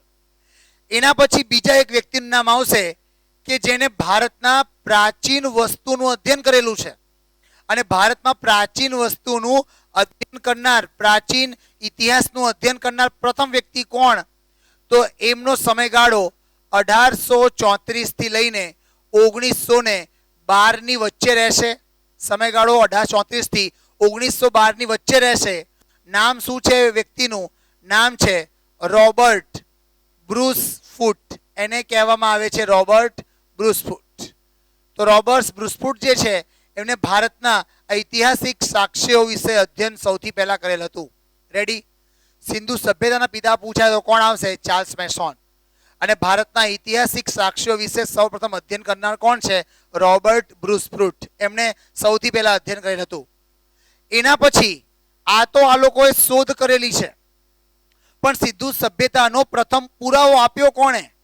તો પ્રથમ પુરાવો આપનાર વ્યક્તિ જે હતા ને એ 20મી સદીમાં, 20મી સદીની શરૂઆતમાં ભારતમાં ઇંગ્લેન્ડથી આર્કિયોલોજિસ્ટ આવેલ હતા, જેનું નામ આપણે મેન્શન કરીએ તો નામ હતું એમનું સર જોન માર્શલ. નામ શું છે એમનું? Sir John Marshall. તો 1829 ચાર્લ્સ મેસોન, 1834 થી 12 રોબર્ટ બ્રુસ ફૂટ અને 20મી સદીની શરૂઆતમાં કોણ છે? સર જોન માર્શલ, કે જેને ભારતની અંદર સિંધુ સભ્યતાનો પ્રથમ પુરાવો આપણને આપેલ હતો. અને ભારતમાં પ્રથમ પુરાવો એમના સમયગાળા દરમિયાન જ આવેલ હતું. અને પ્રથમ પુરાવામાં કઈ બે જગ્યાઓ આપણને શોધીને આપેલ હતી? તો એક નંબર ઉપર આવશે 1921 અને બીજા નંબર ઉપર આવશે 1922. 1921માં કઈ જગ્યા? તો જગ્યાનું નામ છે હડપ્પા. નામ શું છે એનું? હડપ્પા. અને 1922માં જોવા જઈએ તો જગ્યા આવશે મોહેંજો-દાડો, જેને શું કહેવાય છે? મોહેંજો-દાડો. તો 21માં હડપ્પા અને 22માં શું છે? મોહેંજો-દાડો. બંને કોના સમયગાળા દરમિયાન છે? તો સર જોન માર્શલના સમયગાળા દરમિયાન તમને જોવા મળશે. આગળ જોવા જઈએ એના સંક્ષેપમાં ગુજરાતમાં માહિતી જોઈએ તો ગુજરાતમાં સિંધુ સભ્યતાનો શોધાયેલ પ્રથમ સ્થળ કયા વર્ષમાં છે? તો એ છે 1931માં. ક્યાં છે? 1931માં. અને જગ્યાનું નામ મેન્શન કરીએ તો કયું આવશે? રંગપુર. જગ્યાનું નામ શું છે? રંગપુર. અને રંગપુરની અંદર પ્રથમ પોતાની શોધ કરનાર વ્યક્તિ કોણ હતા? તો નામ છે માધવ સ્વરૂપ વત્સ. નામ શું આવશે? માધવ સ્વરૂપ વત્સ. તો સિંધુ સભ્યતાના શોધ કરનારાઓની જે જાણકારી છે સૌથી પહેલા આપણે એ મેન્શન કરી ગયા છીએ, જેમાં 1829 ચાર્લ્સ મેસોન, 1834 થી 1912 રોબર્ટ બ્રુસ ફૂટ, પછી 20મી સદીની શરૂઆતમાં કોણ છે? Sir John Marshall. એમના સમયગાળા દરમિયાન 1921માં હડપ્પા, 1922માં શું છે? મોહેંજો-દાડો. આ હડપ્પા અને મોહેંજો-દાડો સિંધુ સભ્યતાની બે રાજધાનીઓ હતી. જેમ અત્યારે તમે ઇન્ડિયામાં જોવા જાઓ ને તો બે કેપિટલ છે. કયા બે કેપિટલ? તો જો રાજકીય જોવા જઈએ, રાજકીય પોલિટિકલ કેપિટલ, તો નામ શું આવશે એનું? દિલ્હી. અને ઇકોનોમિકલ કેપિટલ જોવા જઈએ કે જે આર્થિક કેપિટલ છે એ મુંબઈ છે. સેમ એ ટાઈમની અંદર તમે જોવા જશો તો સિંધુ સભ્યતાનો જે આર્થિક રાજધાની ગણાય ને, જે આર્થિક રાજધાની હતી એ આર્થિક રાજધાની કઈ હતી? મોહેંજો-દારો. અને જોવા જઈએ ને કે રાજકીય રાજધાની તો રાજકીય કઈ જોવા મળશે? હડપ્પા જોવા મળશે. તો રાજકીય જોવા મળશે હડપ્પા અને આર્થિક કઈ જોવા મળશે? મોહેંજો-દારો. આ બે એમના મુખ્ય કેપિટલ હતા. સિંધુ નદીએ જ્યારે પોતાનું વહન ક્ષેત્ર બદલ્યું ને તો આ બંને જે જગ્યાઓ છે ને નાશ પામી. તો મેજર બે સિટીઝ નાશ પામી ગયા, માટે આ સભ્યતા ધીમે ધીમે ડિક્લાઇન થઈ, ધીમે ધીમે નાશ થવા લાગી. જેમ કે માની લો કે ભારતની અંદર દિલ્હી, બેંગ્લોર, મુંબઈ આ બધા ભારતના મુખ્ય જે શહેરો છે એ નાશ પામી જાય તો ભારતનું બેકબોન તૂટી જશે. આઈડિયા આવ્યું કે નહીં? ભારતને ફરીથી ઊભા થવામાં વર્ષો લાગી જશે. બરોબર. અને આ સભ્યતાની અંદર સિંધુ નદી કિનારે જ આ બધા હતા, જેના કારણે સિંધુ નદીએ પોતાનો વહન ક્ષેત્ર બદલ્યો. તો વહન ક્ષેત્ર બદલવાના કારણે આ લોકોએ પોતાનો ભાગ ગુમાવી બેઠા અને બીજા બાકી જે નગરો બચી ગયા એ નગરોને માલ સામાનની આપૂર્તિ સુધી ઘટવા લાગી, જેના કારણે આ સભ્યતા ધીમે ધીમે શું થઈ ગઈ? નાશ પામી ગઈ. હવે આપણે ડેટા જોઈ ગયા કે આ લોકોએ સભ્યતાની શોધ કરવામાં ભારતની અંદર એમને મદદ કરેલ છે. હવે જ્યારે સભ્યતા શોધાઈ તો સભ્યતાનો સમયગાળો શું છે? તો અહીંયા જોવા જઈએ સિંધુ સભ્યતાનો સમયગાળો, તો આનો સમયગાળો તમને બે અલગ અલગ જોવા મળશે. કયા બે અલગ અલગ છે? તો બે અલગ અલગમાં એક આવશે 2014 પહેલા સુધી, સભ્યતાનો સમયગાળો 2014 પહેલા સુધી, અને બીજો આવશે 2014 પછી. સભ્યતાનો સમયગાળો બે અલગ અલગ છે. 2014 પહેલા અલગ અલગ છે અને 2014 પછી અલગ છે. બરોબર? કેમ એવું તમને કહું છું. જેટલી પણ તમે બુકો બીજી પ્રકાશનની વાંચતા હોવો છો જેમાં ડેટા અપડેટ થયા નથી, તો એની અંદર આનો સમયગાળો શું આપેલો છે એ લખું છું. સમયગાળો લખેલો છે ઈસા પૂર્વે 2450 થી લઈને ઈસા પૂર્વે 1750 આ લખેલું હશે. જે તમે ઓલ્ડ ડેટા વાંચી રહ્યા છો, જે પણ બુકની અંદર ડેટા અપડેટ થયા નથી એમાં સમયગાળો લખેલો હોય છે ઈસા પૂર્વે 2450 થી ઈસા 1750. રેડી એકદમ? અને 2014 પહેલા સુધી જોવા જાઓ ને તો સિંધુ સભ્યતાનો સૌથી મોટું સ્થળ અથવા નગર આપણે જોવા જઈએ તો કયું હતું? મોહેંજો-દારો. રિપીટ કરું છું, 2014 પહેલા જોવા જઈએ તો સભ્યતાનો સૌથી મોટો નગર કયો હતો? તો નામ હતું મોહેંજો-દારો. પણ 2014ની અંદર એક એવી ઘટના થઈ કે જેનાથી બરોબર સિંધુ સભ્યતાના મોટા નગરનો ટેગ જે છે ને એ બદલાઈ ગયો અને ભારતમાં સિંધુ સભ્યતાનું જે મોટું નગર છે એ 2014 પછી આપણને જોવા મળે છે અને એનું નામ છે રાખીગઢી. કેમ? કેમ કે 2014ની અંદર ડેક્કન યુનિવર્સિટી ના પ્રોફેસર હતા. 2014ની અંદર ડેક્કન યુનિવર્સિટીના પ્રોફેસર હતા જેનું નામ હતું પ્રોફેસર શિંદે. નામ શું હતું એમનું? પ્રોફેસર શિંદે. અને આ પ્રોફેસર શિંદે હરિયાણા રાખીગઢીની અંદર 50 સ્ક્વેર કિલોમીટરનો વધારે ભાગમાં એમને નવી શોધ કરી રાખીગઢીમાં. તો રાખીગઢીનો એરિયા કેવું થઈ ગયું? મોટું. તો રાખીગઢીનું એરિયા મોટું થયું, જેના કારણે 2014 પછી ભારતમાં સિંધુ સભ્યતાનું મોટું સ્થળ કયું છે? તો મોટા સ્થળનું નામ મેન્શન કરીએ તો નામ શું આવશે? રાખીગઢી. રાખીગઢીમાં માટીના એવા વાસણો મળ્યા કે જે વાસણોની કલાકૃતિ તમને મેહરગઢના સમયગાળા દરમિયાનની જોવા મળે છે. તો માટે મેહરગઢની અંદરનો જે સમયગાળાથી આપણે આને કાઉન્ટ કરીએ તો મળી આવેલા પુરાવા સમયગાળો આપે છે ઈસા પૂર્વે 3250 થી લઈને ઈસા પૂર્વે 1750. આઈડિયા આવ્યું કે નહીં? તો મેહરગઢની સરખામણીમાં જોવા જઈએ તો આપણને સમયગાળો કયો મળે છે? 3250 થી 1750. આ પ્રશ્ન યુપીએસસી અને જીપીએસસી બંનેમાં પૂછાઈ ગયેલ છે. એટલે આ એક ઓથેન્ટિક ન્યૂ ડેટા છે કે જે ડેટા સિંધુ સભ્યતાના સમયગાળાને શું કરે છે? પરિવર્તિત કરે છે. તો 2014 પહેલા શું હતું? તો 2450 થી 1750. અને 2014 પછી શું છે 3250 થી 1750. આ એનો અત્યારનો વાસ્તવિક સમયગાળો છે. હજુ પણ આ સભ્યતાની અંદર ધીમે ધીમે નવી નવી શોધો થઈ રહેલી છે, નવા નવા સમયગાળાઓ આપણને બહાર મળી ગયેલા છે. અહીંયા મેં એક તમને નામ આપ્યું છે. નામ શું હતું? તો નામ છે મેહરગઢ. નામ છે મેહરગઢ. આ મેહરગઢ જે છે ને સિંધુ સભ્યતાનું સૌથી જૂનું ગામ છે. બરોબર? એક્ઝામમાં પૂછાય કે સભ્યતાનો સૌથી જૂનો ગામ કયો? તો મેહરગઢ છે. આખું જે છે ને મોહેંજો-દારો, તો આખા મોહેંજો-દારોમાં તમે વાંચેલું હશે, સાંભળ્યું પણ હશે કે સંપૂર્ણ મોહેંજો-દારો એકદમ જ પાકી માટીના ઈંટોથી નિર્મિત હતું. રસ્તાઓ પણ ત્યાં પાકી ઈંટના બનેલા હતા, મકાનો પણ પાકી ઈંટના બનેલા હતા. તમે જોશો તો આખું નગર જ પાકી ઈંટથી બનેલ હતું. બરોબર? પાકી ઈંટનો ભાગ હતો. તો જે પાકી ઈંટો છે ને એનો કોન્સેપ્ટ ક્યાંથી આવ્યો છે? તો એનો કોન્સેપ્ટ જોવા મળે છે મેહરગઢમાંથી. બરોબર? તો મેહરગઢ જે છે તમને એમાંથી કોન્સેપ્ટ જોવા મળે છે પાકી ઈંટોનું. કેમ? કેમ કે મેહરગઢના જે સાક્ષ્યો આપણને મળેલા છે ને એમાં સાક્ષ્યોમાં કેવું મળેલું છે? તો 1, 2 અને 3 ભાગમાં છે ને 3 જગ્યાએ કાચી માટીના ઈંટો મૂકવામાં આવેલ હતી. આ ઈંટો એક ઉપર એક આવી રીતે 3 મૂકવામાં આવેલ હતી, એક ઉપર એક, અને વચ્ચેના ભાગની અંદર છે ને અગ્નિ પ્રજ્વલિત કરવામાં આવતી હતી. તો કાચી માટી જે છે ને જ્યારે તમે અગ્નિ પ્રજ્વલિત કરો તો એના કારણે એ ગરમીથી, એ અગ્નિથી અંદરની માટી કેવી થઈ જાય? પાકી થઈ જાય. તો પાકી માટીનો જે કોન્સેપ્ટ છે ને એ તમને ક્યાંથી જોવા મળે છે? મેહરગઢમાંથી.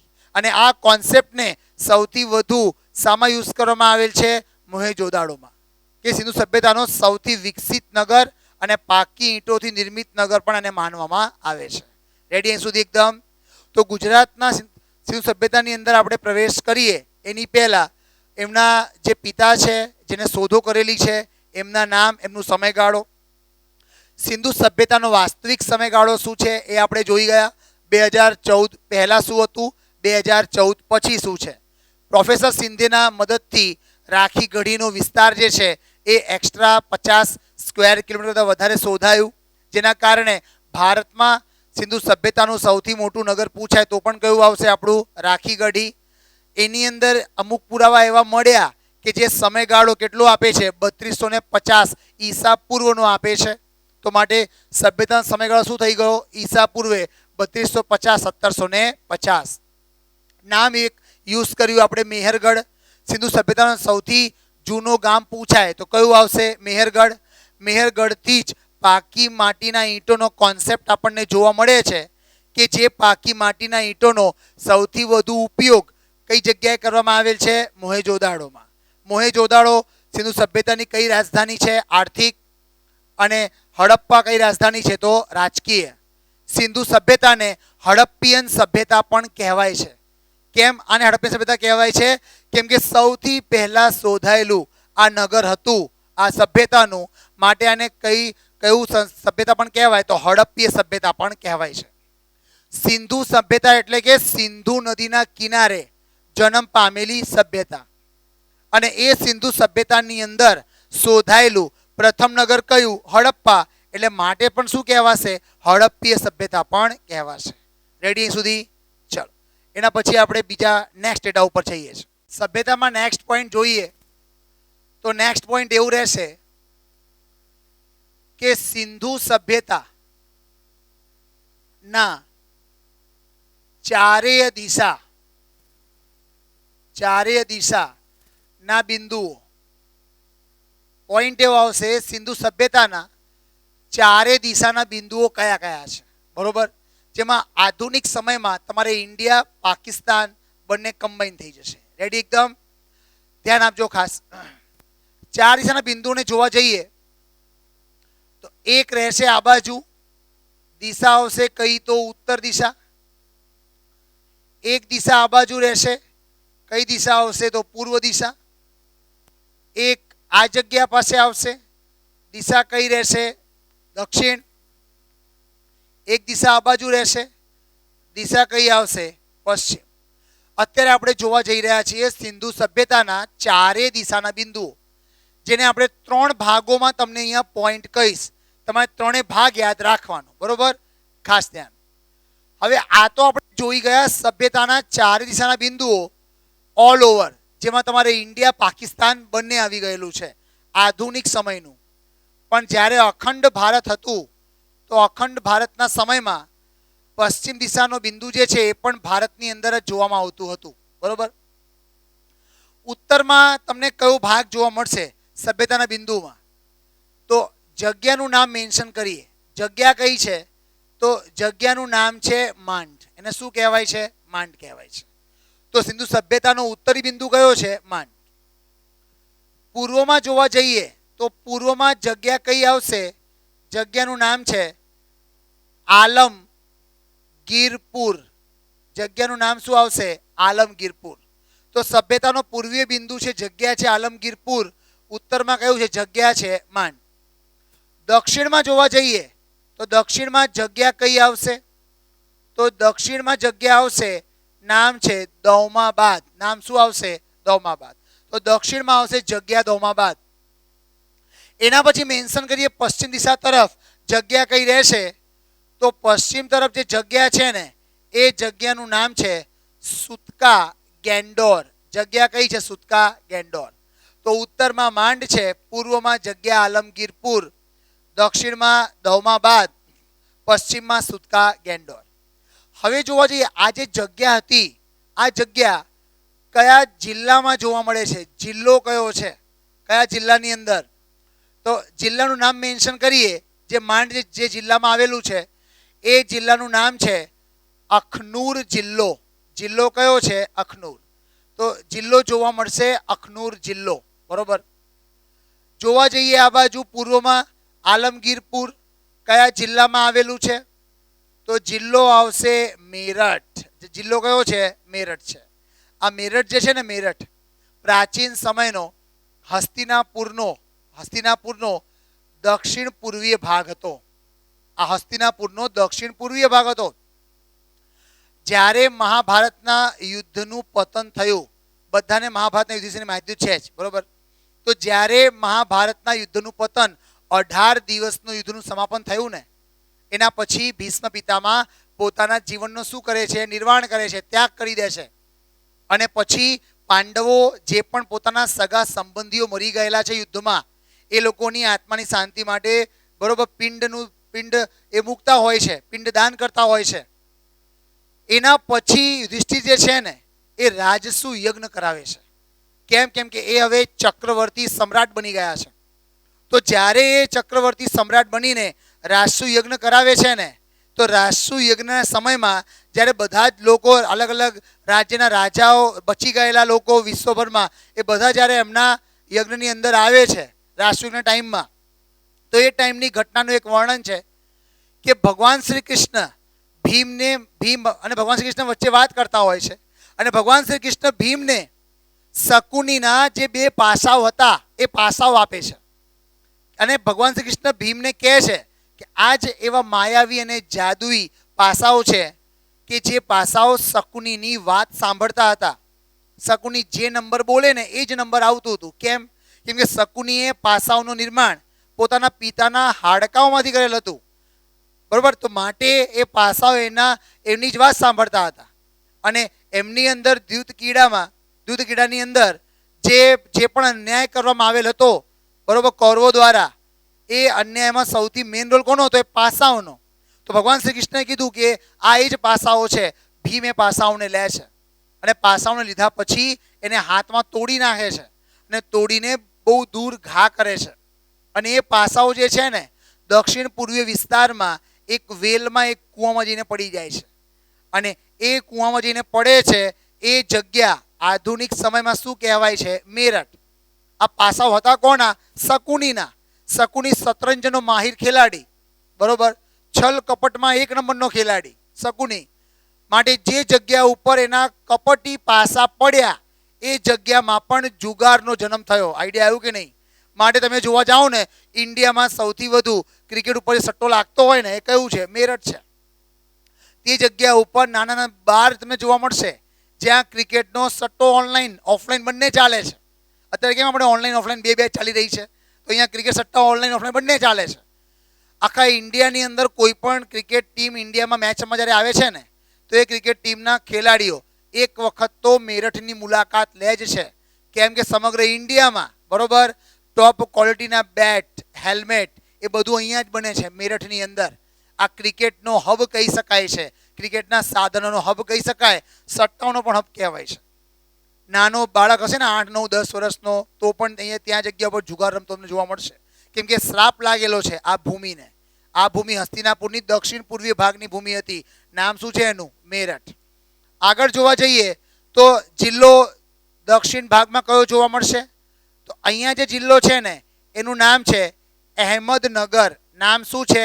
અહેમદનગર જિલ્લો. અત્યારે ચર્ચામાં છે. કેમ? કેમ કે અહેમદનગર જિલ્લાનું નામ બદલવાની કવાયત ચાલી રહેલી છે. આનું નામ બદલવા માટેનો પ્રસ્તાવ મૂકવામાં આવેલ છે. અહેમદનગરનું નામ બદલવાનો પ્રસ્તાવ હમણાં મૂકવામાં આવેલ છે. એના પછી જોવા જઈએ પશ્ચિમમાં, તો અહીંયા રાજ્ય કયો આવશે? રાજ્ય, કેમ કે અલગ દેશમાં છે આ, તો રાજ્ય કયો આવશે? તો રાજ્ય આવશે બલુચિસ્તાન. કયો રાજ્ય છે? બલુચિસ્તાન. તો બલુચિસ્તાન તમને રાજ્ય જોવા મળશે. હવે આપણે જગ્યા જોઈ ગયા અને જિલ્લા જોઈ ગયા. હવે જોઈએ ભારતમાં રાજ્ય કયો છે. તો ભારતમાં રાજ્ય જોવા જઈએ ને તો J&K, જમ્મુ અને કાશ્મીર જોવા મળશે. અહીંયા જોવા જઈએ જગ્યા, અહીંયા રાજ્ય જોવા જઈએ જિલ્લા પછી, તો રાજ્યમાં જોવા મળશે કયો આવશે? યુપી. રાજ્યમાં કયું આવશે? યુપી. એના પછી જોવા જઈએ દક્ષિણમાં, તો દક્ષિણમાં રાજ્ય કયો છે? તો રાજ્યમાં જોવા મળશે મહારાષ્ટ્ર. રાજ્યમાં જોવા મળશે મહારાષ્ટ્ર. એકદમ પશ્ચિમમાં જોવા જઈએ તો એકદમ પશ્ચિમમાં દેશ જોવા જઈએ તો દેશ કયો આવશે? આધુનિક સમયમાં આપણો ખાસ મિત્ર છે. નામ શું છે? પાકિસ્તાન. આનું કરંટ અપડેટ આવ્યું છે. આને હજુ પણ ગ્રે લિસ્ટમાંથી કાઢ્યું નહીં. આતંકી સંગઠનોની સંખ્યા વધારે અને આતંકવાદને પ્રોત્સાહન આપવાના કારણે હજુ પણ બિઝનેસના ગ્રે લિસ્ટમાં સામેલ છે પાકિસ્તાન. બરોબર. દરેકના રાજ્ય જોઈ ગયા, જિલ્લા જોઈ ગયા, જગ્યા જોઈ ગયા. સૌથી અગત્યની વસ્તુ એ છે કે આ સભ્યતાનું નામ શું છે? સિંધુ. અને સિંધુ છે શું? નદી છે. એટલે લગભગ આપણે કહી શકીએ કે આ સભ્યતા કોના કિનારે આવેલ હશે? નદીના કિનારે. તો બધામાં નદીઓ પણ જોઈએ કે કઈ નદી કિનારે કઈ જગ્યા હતી. તો નદીમાં જોવા જાઓ ને તો આ જે માંડ જે છે કઈ નદીના કિનારે? તો નદીનું નામ શું આવશે? ચિનાબ નદી. નદી કઈ આવશે? ચિનાબ. સિંધુની સૌથી મોટી શાખા નદી છે. નામ શું છે જેનું? ચિનાબ નદી. અને આ ચિનાબ જે છે ને, આ ચિનાબ, આનું વૈદિક નામ પણ છે. વૈદિક સમયમાં ચિનાબને અલગ નામે ઓળખવામાં આવતું હતું. તો જેમ ઝેલમને કહેવાય છે વિતસ્તા, એમ ચિનાબને કહેવામાં આવે છે અસ્કિની. શું કહેવાય છે એને? અસ્કિની. તો ચિનાબને અસ્કિની કહેવાય છે. તો આ અસ્કિની જે છે ને આનું શું છે? તો વૈદિક નામ છે. અસ્કિની આનું વૈદિક નામ છે ચિનાબનું. આગળ જોવા જઈએ પૂર્વમાં આલમગીરપુર. આ કઈ નદી કિનારે? તો પૂર્વનું આલમગીરપુર જોવા જઈએ. નદી પૂછાય તો નદી કઈ આવશે? નદી છે હિંડન. નદીનું નામ શું છે? હિંડન નદી. તો હિંડન નદી કિનારે તમને જોવા મળશે. જોવા જઈએ દક્ષિણ ભાગની અંદર નદી કઈ છે આપણી જોડે દક્ષિણમાં? તો દક્ષિણમાં જે જગ્યા છે દૌમાબાદ, તો નદીનું નામ આવશે પ્રવરા. નામ શું છે? પ્રવરા. યાદ રાખજો, ઓપ્શનમાં જો પ્રવરા ના આપેલું હોય તો પ્રવરાની જગ્યાએ આ લોકો બીજી નદી આપી શકે છે. અને બીજી નદીનું નામ શું છે? ગોદાવરી. નામ શું છે એનું? ગોદાવરી. તો ગોદાવરી કેમ આપશે આ લોકો? એનું એક કારણ છે. ગોદાવરી નદી તંત્ર દક્ષિણ ભારતનો નદી તંત્ર છે. અને એની અંદર દક્ષિણ ભારતના નદી તંત્રમાં સૌથી મોટું નદીનું ભાગ કયું છે? તો ગોદાવરી. અને ગોદાવરીની શાખા નદીઓમાં કોણ છે? તો પેનગંગા, વેનગંગા, પ્રાણહિતા, મંજરા, ઇન્દ્રાવતી અને પ્રવરા. આઈડિયા આવ્યું કે નહીં? તો પ્રવરા ગોદાવરીની શું છે? એક શાખા નદી છે. તો માટે જ્યારે આ મુખ્ય નદી ના આપેલી હોય તો એની મુખ્ય જેની શાખા નદી છે આ, એ નદીનું નામ એ લોકો આપી શકે છે. નામ શું બની જશે એનું? ગોદાવરી. આગળ જોવા જઈએ આ બાજુ સુતકા ગેંડોર કઈ નદીના કિનારે છે? તો નદીનું નામ આવશે દાસ્ક નદી. નદી કઈ છે? દાસ્ક. નદી નામ દાસ્ક રહેશે. તો સિંધુ સભ્યતાના ચાર દિશાના બિંદુઓમાં જગ્યા જોવા જાઓ તો માંડ, જિલ્લો અખનૂર, રાજ્ય જમ્મુ કાશ્મીર, નદી કઈ છે? ચિનાબ. પૂર્વમાં જોવા જઈએ જગ્યા આલમગીરપુર, જિલ્લો મેરઠ, રાજ્ય યુપી, નદી કઈ આવશે? હિંડન. જોવા જઈએ આપણે આ જગ્યા ઉપર દક્ષિણમાં એકદમ તો જગ્યા કઈ આવશે? દૌમાબાદ. બરોબર.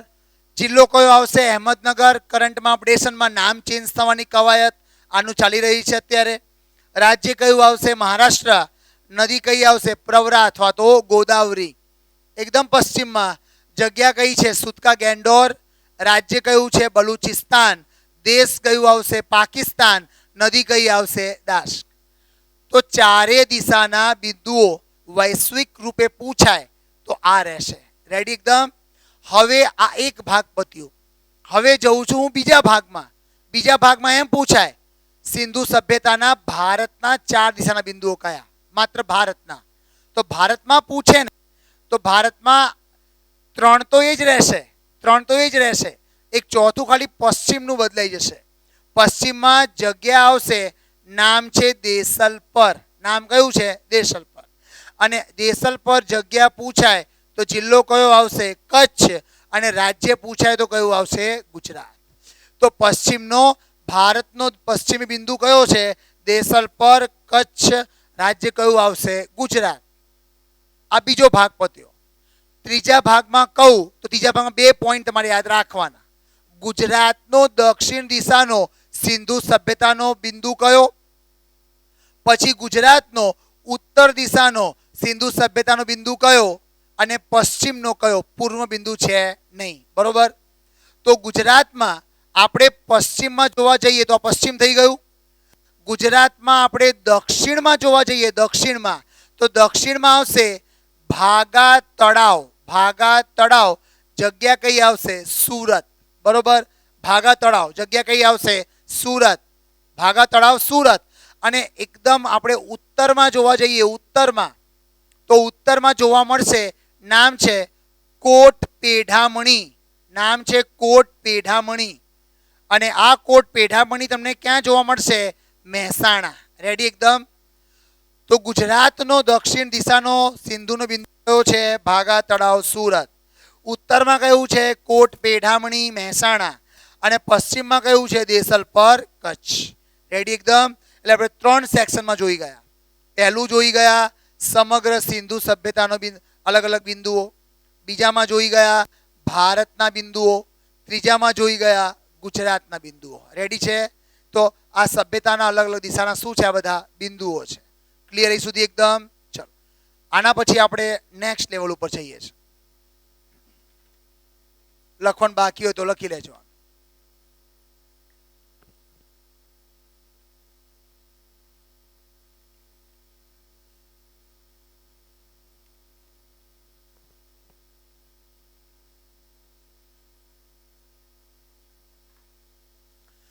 રેડી એકદમ ક્લિયર છે? ચલો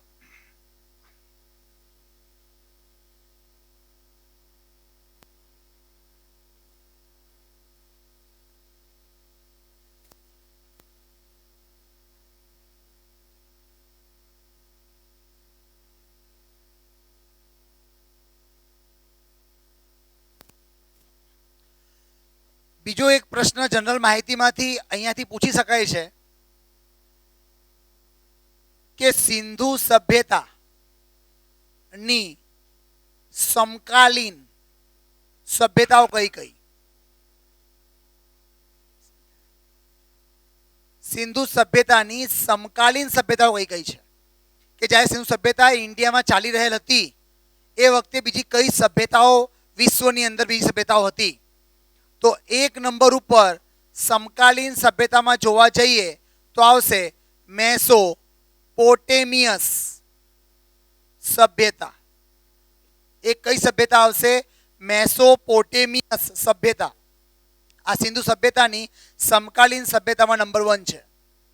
એના પછી બીજા નંબર ઉપર એક સભ્યતા હતી નામ હતું ચીની સભ્યતા. સેકન્ડ કઈ છે તો ચીની સભ્યતા છે. એક છે મેસોપોટેમિયસ, બીજી કઈ છે તો ચીની સભ્યતા.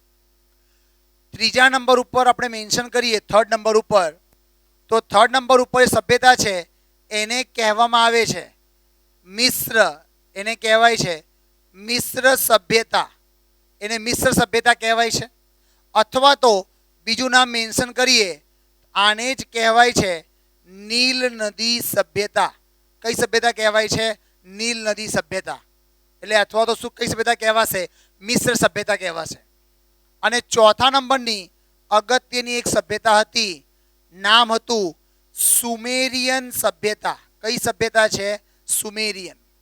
તો સિંધુ સભ્યતા ટોટલ 4 ભાગોમાં ડિવાઇડેડ હતી, જેમાં મેસોપોટેમિયન સભ્યતા, ચીની સભ્યતા, મિશ્ર સભ્યતા અથવા તો નીલ નદી સભ્યતા, અને કઈ છે તો સુમેરિયન સભ્યતા. આમાંથી મેસોપોટેમિયસ લગભગ લોકોને ખબર, ચીની સભ્યતાનો ભાગ પણ ખબર, પણ મિશ્ર અને સુમેરિયન સભ્યતા, આ સભ્યતા હતી એ લગભગ ચોપડીઓમાં નથી આપેલું. અને તમને એ પણ કહી દઉં, સુમેરિયન સભ્યતાથી પ્રેરણા લઈને, આ સભ્યતાથી પ્રેરણા લઈ સિંધુ સભ્યતાએ વિકાસ પામેલું છે. કેમ કે સુમેરિયન સભ્યતામાં નગરોનું જેવું વર્ણન જોવા મળે છે, એવું જ વર્ણન આપણા સિંધુ ખીણ સભ્યતામાં પણ જોવા મળે છે. તો આપણી રેપ્લિકા સભ્યતા જોવા મળે, આપણી મિરર સભ્યતા જોવા મળે, તો એ કઈ રહેશે? સુમેરિયન. હવે આપણે જોઈએ કે આ જગ્યાઓ કઈ કઈ છે, કયા કયા દેશમાં જોવા મળે છે. તો મેસોપોટેમિયસ કયા દેશમાં જોવા મળે છે? મેસોપોટેમિયસ જે સભ્યતા કયા દેશમાં જોવા મળશે? તો દેશનું નામ આવશે ઈરાન. નામ શું આવશે એનું? ઈરાન. ચીની સભ્યતા એ ક્યાં જોવા મળશે? તો ચાઇનામાં. એટલે આ તમને ચીનમાં જોવા મળશે સભ્યતા હતી. મિશ્ર અથવા નીલ નદી સભ્યતા આ તમને જોવા મળશે ઇજિપ્તમાં. આ તમને ઇજિપ્તમાં તમને મુખ્ય જોવા મળશે. સુમેરિયન સભ્યતા આ તમને ક્યાં જોવા મળશે? તો આ તમને જોવા મળશે ઈરાન અને ઈરાકની વચ્ચે. ક્યાં જોવા મળશે? ઈરાન ઈરાકની વચ્ચેના ભાગમાં જોવા મળશે આ સભ્યતા. તો મેસોપોટેમિયસ, ચીની, મિશ્ર અથવા સુમેરિયન સભ્યતા, આ 4 સભ્યતાઓ કોની સમકાલીન સભ્યતાઓ હતી? તો સિંધુ સભ્યતાની સમકાલીન સભ્યતાઓ હતી. રેડી એકદમ? ગુજરાતના ઇતિહાસમાં હજુ આપણે જઈએ એની પહેલા એક સ્ટેપ દૂર છીએ. કયું એક સ્ટેપ? તો હવે હું પિક્ટોરિયલ ફોર્મમાં અહીંયા દર્શાવું છું મુખ્ય સભ્યતાઓના સ્થળો, જેમાં તમારે ઇન્ડિયામાં કયું છે મુખ્ય, પાકિસ્તાનમાં કયું છે, અને તમને પછી અફઘાનિસ્તાનમાં કયું જોવા મળશે. તો 3 પિક્ટોરિયલ ફોર્મમાં દર્શાવું છું. આ તમને પિક્ટોરિયલ ફોર્મમાં એટલા માટે કેમ કે હમણાં જ એક્ઝામમાં એક પૂછાઈ ગયેલું હતું કે સિંધુ નદીના ડાબી બાજુ નીચેમાંથી સભ્યતાનું કઈ સ્થળ હતું? આઈડિયા આવ્યું કે નહીં? આવું તો આપણે જિંદગીમાં જોતાય નથી, અને કોઈ ચોપડીમાં લખેલું નથી, અને ઇમેજ પણ ડ્રો કરવામાં નથી આવેલી કોઈ પણ બુકની અંદર. માત્ર કથા કરવામાં આવેલી છે. એટલા લાંબા કથાઓ કરેલી છે ને બુકમાં. એક તો આ એટલો બોરિંગ ટોપિક, અને ઉપરથી કથાઓ બહુ બધી કરેલી છે. તો કથાઓ બહુ બધી કરી લોકો શું કરે છે? વાંચતા નથી, અને સ્કીપ કરી દે છે. અને આમાંથી 1 અથવા 2 માર્ક્સના પ્રશ્નો તમારા એક્ઝામમાં જોવા મળી જતા હોય છે. અને જે ટોપિક હાર્ડ છે ને એ ટોપિકમાંથી ડેટા ઓછા છે. તમને એ પણ કહી દઉં, જેટલા ટોપિક હાર્ડ છે એમાં ડેટા કેવા છે? તો ઓછા છે. અને કન્ફર્મ ડેટા છે કે એની આજુબાજુથી જ પ્રશ્ન પૂછવાની સંભાવના સૌથી વધુ હોય છે. હવે નેક્સ્ટ આવશે કે ભારત અથવા ગુજરાત સાથે પાકિસ્તાન અને અફઘાનિસ્તાનમાં તમને કઈ જગ્યાઓ જોવા મળશે? તો મેન્શન કરીએ, આ બાજુ સભ્યતાનું એક સ્થળ છે, નામ છે એનું ગુજરાત સભ્યતાનું સ્થળ. અહીંયા જોવા મળશે અફઘાનિસ્તાનનો ભાગ, રાજસ્થાનનો ભાગ જોવા મળશે. આ ઉત્તર ભારતનો વિસ્તાર છે.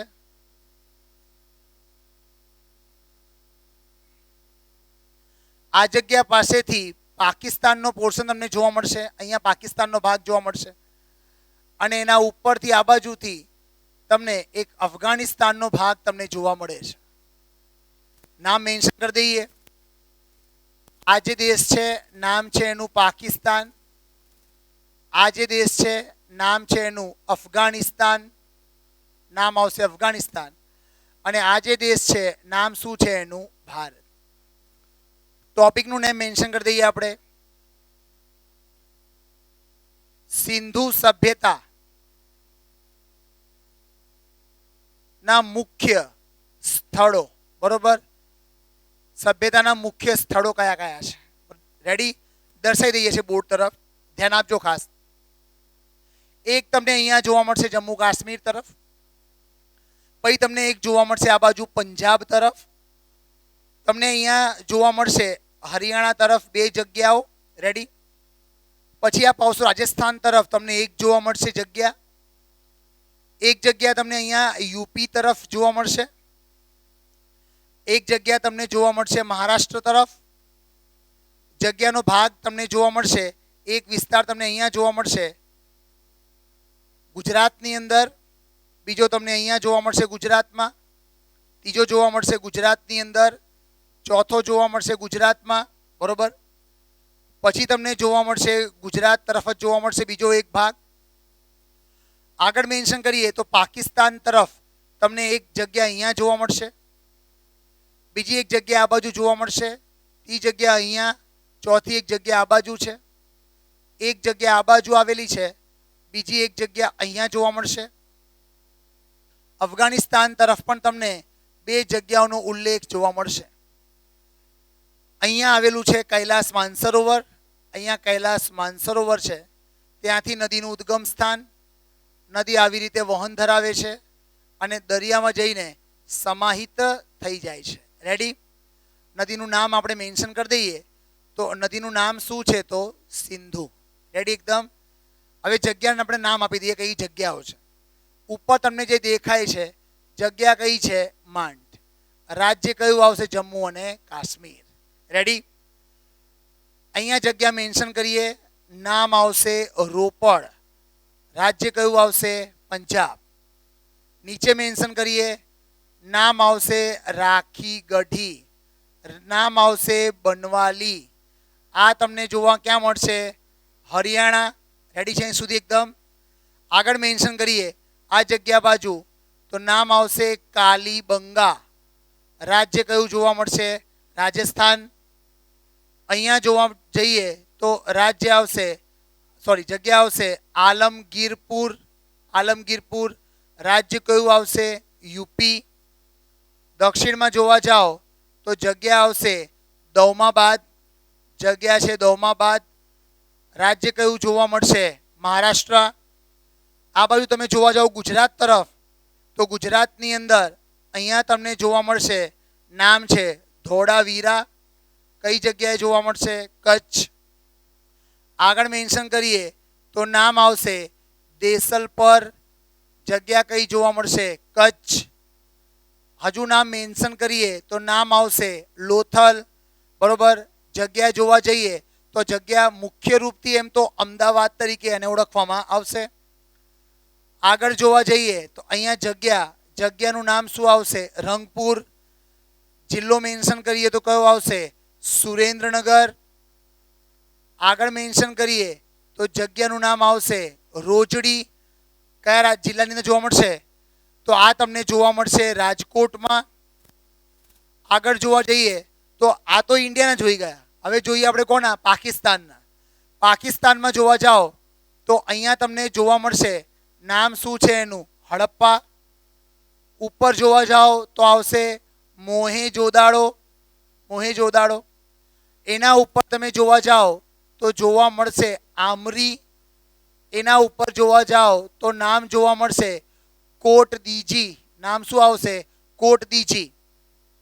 બેની જગ્યાએ ખાસ યાદ રાખજો. હડપ્પા જોવા જઈએ તો એ સમયનો કયો? પંજાબ. અને મોહેંજો-દાડો જોવા જાઓ તો આ સમયનું કયું છે? સિંધ. આઈડિયા આવ્યું કે નહીં? આ પંજાબ અને આ કયું આવશે? સિંધ. અહીંયા જગ્યા જોવા જાઓ પાકિસ્તાનની અંદર તો જગ્યાનું નામ આવશે સુતકા ગેન્ડોર. સુતકા ગેન્ડોર. આ જગ્યાનું નામ જોવા જાઓ તો આનું નામ આવશે ડાબરકોટ. નામ શું છે? ડાબરકોટ. સિંધુ સભ્યતાની જગ્યા છે પાકિસ્તાનની અંદર. ઉપર જોવા જાઓ તો એકનું નામ આવશે સુતકોઈ. એકનું નામ સુતકોઈ અને બીજાનું નામ મેન્શન કરીએ તો બીજાનું નામ આવશે મુંડી કાક. બીજો કયો આવશે? મુંડી કાક. આ સિંધુ સભ્યતાની અગત્યની જગ્યાઓ છે ઇન્ડિયામાં, પાકિસ્તાનમાં અને અફઘાનિસ્તાનમાં. તો પહેલો જ પ્રશ્ન એ જન્મ લે છે કે સિંધુ સભ્યતા ટોટલ કેટલા દેશોમાં આવેલી છે? તો સિંધુ સભ્યતા ટોટલ કેટલા દેશોમાં છે? તો 1 નંબર ઉપર જોવા જઈએ તો કયો દેશ છે? ભારત. બીજો દેશ કયો છે? પાકિસ્તાન. ત્રીજો દેશ કયો છે? અફઘાનિસ્તાન. સિંધુ સભ્યતા ટોટલ 3 દેશોમાં જોવા મળે છે, ભારત, પાકિસ્તાન અને અફઘાનિસ્તાન. રેડી એકદમ? પહેલો મુદ્દો ક્લિયર. બીજો મુદ્દો એ છે કે સિંધુ સભ્યતાનું સૌથી વધુ જગ્યાઓ કે સૌથી વધુ સ્થળ એ કયા દેશમાં છે? બરોબર. તો પોઈન્ટ અહીંયા મેન્શન કરી શકાય કે સૌથી વધુ સ્થળ સિંધુ સભ્યતાનું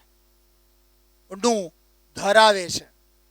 પ્રશ્ન એવું પૂછાય કે સિંધુ સભ્યતાનું સૌથી વધુ જગ્યાઓ એ કયા દેશમાં છે? દેશ કયો આવશે? ભારત. રેડી એકદમ? અને પ્રશ્ન એવું પૂછાય સિંધુ સભ્યતાની સૌથી ઓછી જગ્યા, તો એ અફઘાનિસ્તાન આવશે. તો મેન્શન કરીએ સૌથી ઓછી સિંધુ સભ્યતાની જગ્યા. સૌથી ઓછી જગ્યા પૂછાય તો કયું આવશે? અફઘાનિસ્તાન આવશે. અને વધુ પૂછાય તો ભારત. અને ઓછી જગ્યામાં યાદ રાખજો, સૌથી વધુ વસ્તુ પૂછાતી હોય અને સૌથી ઓછી પૂછાતી હોય. અને ઓછીમાં ક્યારેક જગ્યા પૂછી લેતા હોય છે. જેમ પ્રશ્ન એમ પૂછી લે કે સિંધુ સભ્યતાનો પ્રખ્યાત સુતકોઈ વિસ્તાર એ કયા દેશમાં આવેલો છે? તો અફઘાનિસ્તાન.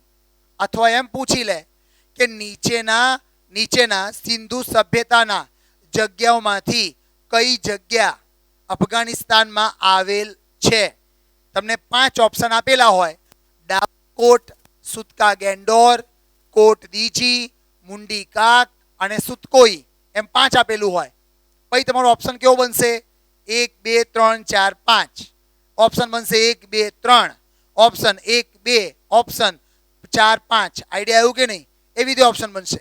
કેમ કે હવે છે ને તમારે એક્ઝામનું જે પેટર્ન છે ને ધીમે ધીમે બદલાઈ રહેલું છે. જે પહેલા યુપીએસસીમાં જોવા મળતું હતું એ જોવા મળ્યું આગળ જઈને જીપીએસસીમાં. જે હવે જીપીએસસીમાં જોવા મળે છે હવે એ જોવા મળે છે નોર્મલ ક્લાસ 3 એક્ઝામોમાં, કથન અને કારણવાળા પ્રશ્નો. તો કથન કારણના જે પ્રશ્નો છે ને લેવલના નથી હોતા, એ પ્રગટ થઈ નથી આવતા. બરોબર. એ સૌથી ઇઝી પ્રશ્નો હોય છે. ઓનલાઈનર કરતાં સૌથી ઇઝી કથન ને કારણના હોય છે. કેમ? તમને કારણ કહું છું. એનું કારણ એ છે કે તમારા જોડે એલિમિનેશન મેથડ તમે એની અંદર વાપરી શકો છો. જેને એલિમિનેશન મેથડ વાપરતા આવડી ગયું ને એ પેપરની અંદર પાસ થવાની સંભાવના સૌથી વધુ હોય છે. કેમ? કેમ કે તમને હમણાં જ મેં કીધું કે સિંધુ સભ્યતાની નીચેની જગ્યાઓમાંથી કઈ જગ્યાએ અફઘાનિસ્તાનમાં છે. મેં તમને ઓપ્શન આપ્યું ડાબરકોટ, સુતકા ગેન્ડોર, કોટ દીજી, સુતકોઈ અને મુંડી કાક. એક્ઝામ્પલ સ્વરૂપે તમને મેં ઓપ્શન આપ્યું 1 2 3 4 5. બીજો ઓપ્શન 1 પછી 2 3. ત્રીજો ઓપ્શન 1 2. ચોથો ઓપ્શન 4 5. અહીંયા આપણે 4 ને બીજો રાખી દઈએ છીએ. બરોબર. તમારી જોડે આ ઓપ્શન છે.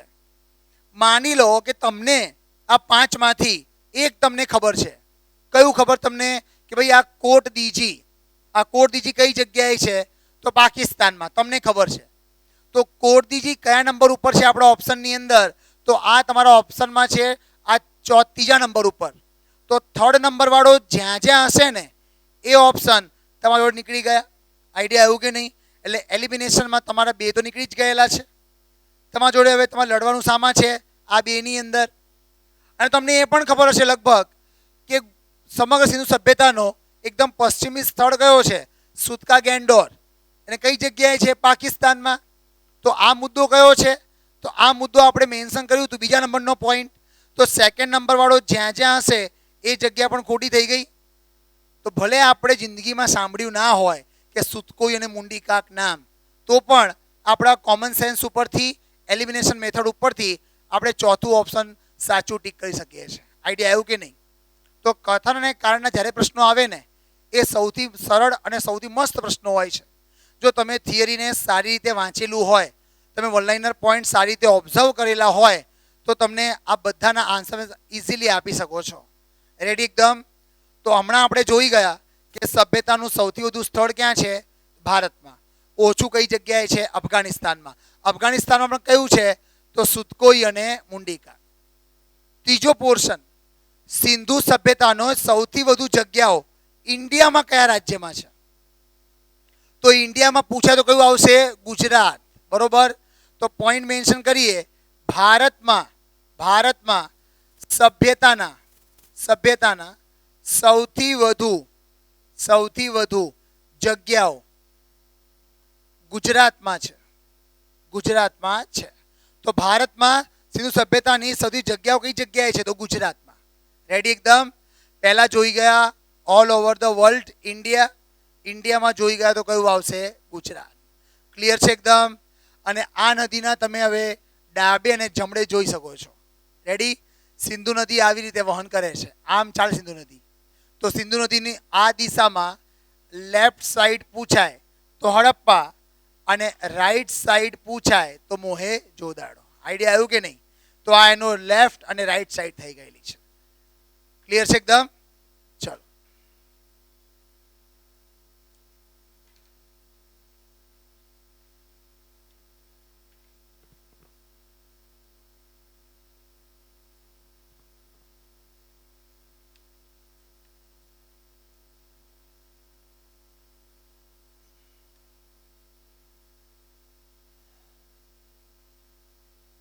રેડી અહીં સુધી એકદમ?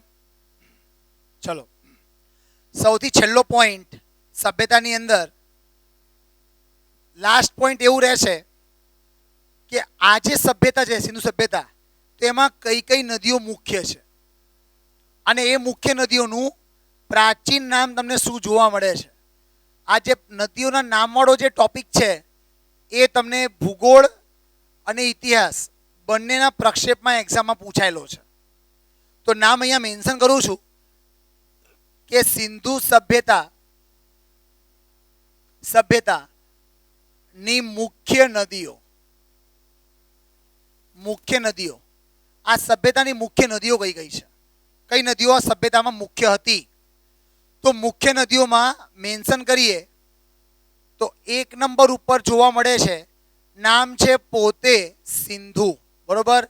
આ પોતે સિંધુ આવશે મુખ્ય નદીમાં.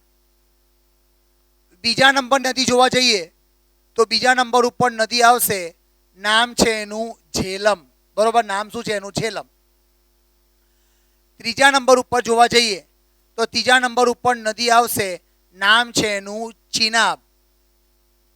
ચોથા નંબર ઉપર નદી જોવા જઈએ તો નામ આવશે એનું રાવી. પાંચમા નંબર ઉપર નદી જોવા જઈએ તો નામ આવશે એનું બિયાસ. નદીનું નામ શું હશે? બિયાસ. અને 6 નંબર ઉપર જોવા જઈએ તો નદીનું નામ આવશે સતલજ.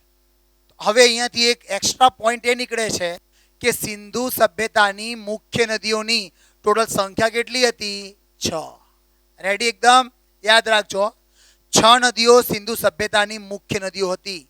અને તમે જ્યારે વૈદિક કાળમાં જશો ને તો 6 ની જગ્યાએ 7 થઈ જશે. 7. આ 6 તો હશે, એમાં એડ થઈ જશે સરસ્વતી. માટે તો એને સપ્ત સિંધુનો પ્રદેશ અથવા સપ્ત સિંધુનો કાળ કહેવાય છે. આઈડિયા આવ્યું કે નહીં? ને આમાં ટોટલ નદીઓ કેટલી આવશે? તો 6 નદીઓ આવશે. અને તમે જોવા જશો તો આ 5 નદીઓ, બરોબર, આ સિંધુની શું છે? શાખા નદી છે. 5 સિંધુની શાખા નદી છે, જેને tributaries of Indus river drainage system કહેવાય છે. આઈડિયા આવ્યું કે નહીં? તો આ નદીઓના હવે પ્રાચીન સમય નામો કયા કયા છે? તો નામ પર ધ્યાન આપજો ખાસ. આ સિંધુ છે ને, આ સિંધુ આધુનિક નામ છે. શું નામ છે? આ આધુનિક. યાદ રાખજો આને. સિંધુ આધુનિક નામ છે. તો આનું વૈદિક નામ શું છે? આનું વૈદિક નામ મેન્શન કરીએ. વૈદિક નામ, તો આનું વૈદિક નામ આવશે, આને કહેવાય છે ઇન્ડસ. શું કહેવાય છે આને? ઇન્ડસ. રેડી એકદમ? સિંધુ આધુનિક નામ છે તો આનું વૈદિક નામ શું છે? ઇન્ડસ. માટે તો આને કહેવાય છે ઇન્ડસ વેલી સિવિલાઇઝેશન. આઈડિયા આવ્યું કે નહીં? રેડી? અને આધુનિક સમયમાં કહેવાય સિંધુ ખીણ સભ્યતા. તો સિંધુ આધુનિક નામ છે, ઇન્ડસ શું છે એનું વૈદિક નામ. આગળ જોવા જઈએ, આ ઝેલમ, ઝેલમ જે છે ને, આ ઝેલમ અત્યારે કયું નામ છે? આધુનિક. આનું વૈદિક નામ કયું છે? તો વૈદિક નામ જોવા જઈએ તો વૈદિક નામ બને છે, આને કહેવામાં આવે છે વિતસ્તા. શું કહેવાય છે આને? વિતસ્તા કહેવાય છે. તો ઝેલમ આધુનિક નામ છે અને એનું વૈદિક નામ શું છે? તો વિતસ્તા છે. ચિનાબનું જોવા જઈએ, ચિનાબનું, તો ચિનાબ જે છે એ પણ કયું નામ છે? આધુનિક. અને મેન્શન કરીએ આનું વૈદિક નામ, તો વૈદિક નામ આવશે અસ્કિની. આને શું કહેવામાં આવે છે? અસ્કિની કહેવાય છે. તો ચિનાબનું વૈદિક નામ છે અસ્કિની. બીજું એક નામ મેન્શન કરું છું જે હમણાં એક્ઝામમાં પૂછાઈ ગયેલો છે. આનું બીજું નામ આવશે ચંદ્રભાગા. બીજું શું કહેવાય છે આને? ચંદ્રભાગા નદી. ચંદ્ર અને ભાગા નદીઓ જ્યારે કમ્બાઈન થઈ જાય ત્યારે નામ બને છે ચંદ્રભાગા. રાવી જે છે આનું નામ મેન્શન કરીએ તો આનું આધુનિક નામ છે પોતે રાવી. અને જોવા જઈએ તો આનું વૈદિક નામ શું છે? તો વૈદિક નામમાં આને કહેવામાં આવે છે પુરુષણી. શું કહેવાય છે? પુરુષણી. અને હજુ પણ આનું નામ મેન્શન કરીએ તો બીજું નામ આવશે, તો આનું બીજું નામ આવશે ઈરાવતી. શું કહેવાય છે એને? ઈરાવતી. તો રાવીના બે નામ છે, પુરુષણી અને ઈરાવતી. એના પછી જોવા જઈએ બિયાસ નદી. તો બિયાસ જે છે એ શું છે? એનું આધુનિક નામ છે. અને આનું આપણે મેન્શન કરીએ વૈદિક નામ, તો વૈદિક નામ આવશે વિપાશા. શું કહેવાય છે એને? વિપાશા. અને આનું બીજું નામ મેન્શન કરીએ તો નામ આવશે અર્ગિકિયા. અને શું કહેવાય છે? અર્ગિકિયા પણ કહેવાય છે. તો બિયાસ આધુનિક નામ છે, વિપાશા અને અર્ગિકિયા શું છે? આના વૈદિક નામ છે. એના પછી જોવા જઈએ સતલજ. સતલજ જે છે એ પણ શું છે? આધુનિક નામ. અને આનું વૈદિક નામ જોવા જઈએ તો આને સતુદરી કહેવાય છે. શું કહેવાય છે આને? સતુદરી. અથવા તો બીજું નામ મેન્શન કરીએ તો આને સુતદરીના નામે પણ ઓળખવામાં આવશે. રેડી એકદમ? તો આ આધુનિક સમયની નદીઓ છે અને એ શું છે? નદીઓના વૈદિક નામ છે. તો નદીઓના આધુનિક અને વૈદિક નામ તમારે ખાસ યાદ રાખવાનું. આ તો સિંધુ સભ્યતાની મુખ્ય નદીઓ છે. આની અંદર અમુક બીજી નદીઓ લખું છું, જેમાં એક નદી આવશે, નામ શું છે એનું? ગંડક. નામ છે એનું ગંડક. ગંડક નદીનું છે આધુનિક નામ, બરોબર. પણ આનું વૈદિક નામ જોવા જાઓ તો વૈદિક નામ આવશે શાલિગ્રામ. કઈ નદી છે? શાલિગ્રામ. જેમાં શાલિગ્રામના પથ્થરો મળે છે. જે ઘરની અંદર પૂજા કરીએ ને આપણે, એકદમ લીસા પથ્થરો હોય, એ પથ્થરને શાલિગ્રામ પથ્થર કહેવાય છે. અને શાલિગ્રામ પથ્થર જે છે કઈ નદીમાંથી મળે છે? ગંડક. આ નેપાળમાંથી નીકળે છે નદી, બરોબર. અને આનું બીજું નામ જોવા જઈએ તો આને કહેવાય છે સદાનીરા. કઈ નદી કહેવાય છે આને? સદાનીરા નદી, બરોબર, વૈદિક કાળમાં. બીજી એક મિસેલેનિયસ નદી છે, નામ છે એનું આધુનિક સમયમાં આને કહેવાય કાબુલ નદી. કાબુલ નદી આધુનિક નામ છે. અને વૈદિક નામ જોવા જઈએ તો વૈદિક નામમાં આવશે કુંભા. કયું નામ આવશે? કુંભા નામ આવશે. રેડી છે એકદમ? તો આ જે છે એ વખતની બીજી પણ નદીઓ હતી મિસેલેનિયસ નદીમાં, પણ મુખ્ય નદીઓ કેટલી હતી? ટોટલ 6 હતી, જેમાં સિંધુ, ઝેલમ, ચિનાબ, રાવી, બિયાસ અને સતલજ. જેમાં સિંધુના એક્ઝામમાં પૂછાય ને કે સિંધુની સમાંતરમાં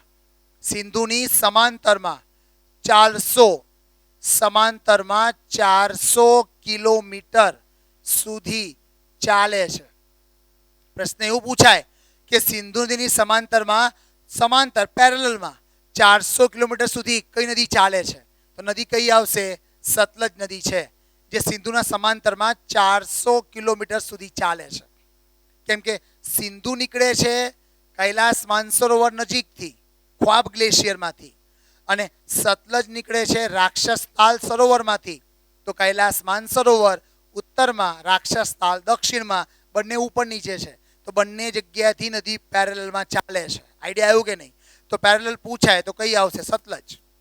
અને ચિનાબ માટે મેન્શન કરીએ તો ચિનાબ જે છે આના માટે મેન્શન કરીએ તો સિંધુની સૌથી મોટી સૌથી મોટી કઈ નદી છે? શાખા નદી છે. તો સૌથી મોટી શાખા પૂછાય સિંધુની કઈ છે? તો ચીનાબ. અને બીજો પ્રશ્ન અહીંયાથી એક નીકળે કે battle of Hydaspes, battle of Hydaspes કઈ નદીના કિનારે લડવામાં આવેલ હતું? બરોબર, તો નદીનું નામ આવશે વિતસ્તા અથવા તો ઝેલમ. તો અહીંયા પ્રખ્યાત યુદ્ધ battle of Hydaspes, battle of Hydaspes, બરોબર, જેને ઝેલમનું યુદ્ધ કહેવાય છે. એ યુદ્ધ લડાયું હતું કોણ નદી કિનારે? તો ઝેલમ નદીના કિનારે. તો પ્રખ્યાત યુદ્ધ બેટલ ઓફ હાઇડસ પાસ આ નદી ના કિનારે ખેલાયેલ હતું. તો બેટલ ઓફ હાઇડસ પાસ આ નદીના કિનારે ખેલાયેલ હતું. કોની વચ્ચે થયેલ હતું? તો સિકંદર અને પોરસની વચ્ચે. આઈડિયા આવ્યું કે નહીં? તો બેટલ ઓફ જે હાઇડસ પાસ છે ને એ કોની વચ્ચે છે? તો આ છે સિકંદર વર્સેસ કોણ હતા સામે? પોરસ. તો સિકંદર પોરસ વચ્ચે ખેલાયેલ હતું બેટલ ઓફ હાઇડસ પાસ. રેડી એકદમ? પછી જોવા જઈએ આપણે તો બિયાસ નદી. તો બિયાસ નદી જે છે ને તો મહાભારતના યુદ્ધમાં, યુદ્ધના સમય, મહાભારતના યુદ્ધના સમય આ નદીના પાણીનો ઉપયોગ થયેલ હતો. તો કયા નદીના પાણીનો ઉપયોગ થયેલ હતો? તો બિયાસ નદીના પાણીનો ઉપયોગ થયેલ હતો મહાભારતના યુદ્ધના સમયમાં. આઈડિયા આવ્યું કે નહીં? તો આ સિંધુ સભ્યતાની મુખ્ય નદીઓ છે અને આ મુખ્ય નદીઓના વૈદિક નામ અને એમની અંદરના અગત્યના શું છે? તો ક્વેશ્ચન્સ છે કે જેમાં તમારે પ્રશ્નોમાં સમાંતરમાં 400 સુધી કોણ ચાલે છે? સતલજ ચાલે છે. પછી મહાભારતના યુદ્ધમાં કઈ નદી હતી? તો બિયાસ. મહર્ષિ વેદવ્યાસ જેણે મહાભારત લખેલી છે એમને પોતાનો શરીર ક્યાં ટૂંકાવેલ હતો? તો એ પણ કઈ નદી હતી? બિયાસ નદી હતી. માટે તો નામ શું પડ્યું છે આનું? બિયાસ પડેલું છે. આઈડિયા આવ્યું કે નહીં? એના પછી ઝેલમ કિનારે કયું યુદ્ધ લડ્યું હતું? તો બેટલ ઓફ હાઇડસ પાસ. કોની વચ્ચે? સિકંદર અને પોરસની વચ્ચે. મિસેલેનિયસ નદીમાં કઈ છે? ગંડક અને કાબુલ. ગંડકનું વૈદિક નામ શું છે? શાલિગ્રામ અથવા સદા નીરા. કાબુલનું નામ શું છે? તો કુંભા. રેડી છે એકદમ અહીં સુધી? તો આજે આપણે જોઈ ગયા ઇતિહાસના પિતા કોણ, ગુજરાતના ઇતિહાસના પિતા કોણ, અમદાવાદના ઇતિહાસના પિતા કોણ. આ 3 પોઈન્ટ જોઈ ગયા. એના પછી જોઈ ગયા સિંધુ સભ્યતા જે છે તો સિંધુ સભ્યતાનો જે ભાગ છે ભારતની અંદર તો એના માટેની શોધ કોણે કરી? પ્રથમ વખત પ્રકાશ કોણે નાખ્યો? આપણે એ પોઈન્ટ જોઈ ગયા. એના પછી સિંધુ સભ્યતાના એક્સ્ટ્રા પોઈન્ટોમાં આપણે બધા પોઈન્ટને કવર કરી ગયા, જેમાં 4 દિશાના બિંદુઓ આવી ગયા. 4 દિશા બિંદુઓ સાથે સિંધુ સભ્યતાના બીજી સમકાલીન સભ્યતાઓ કઈ હતી એ જોઈ ગયા. પછી એની સાથે આપણે મેન્શન કરી ગયા કે મુખ્ય નદીઓ અને એમનું વૈદિક નામ. જ્યારે આપણે આવતા લેક્ચરમાં મળીશું તો આ જે સિંધુ સભ્યતા છે એના ગુજરાતની અંદર જે મુખ્ય જગ્યાઓ છે એ જગ્યા કયા વર્ષમાં એનું ઉત્ખનન કાર્ય થયું, જગ્યાનું નામ શું છે, કઈ નદી કિનારે છે અને જગ્યાની વિશેષતા શું છે, આપણે એ ડેટાને મેન્શન કરીશું. રેડી છે એકદમ? એના માટે આપણે આવતા લેક્ચરમાં મળીશું. ક્લિયર?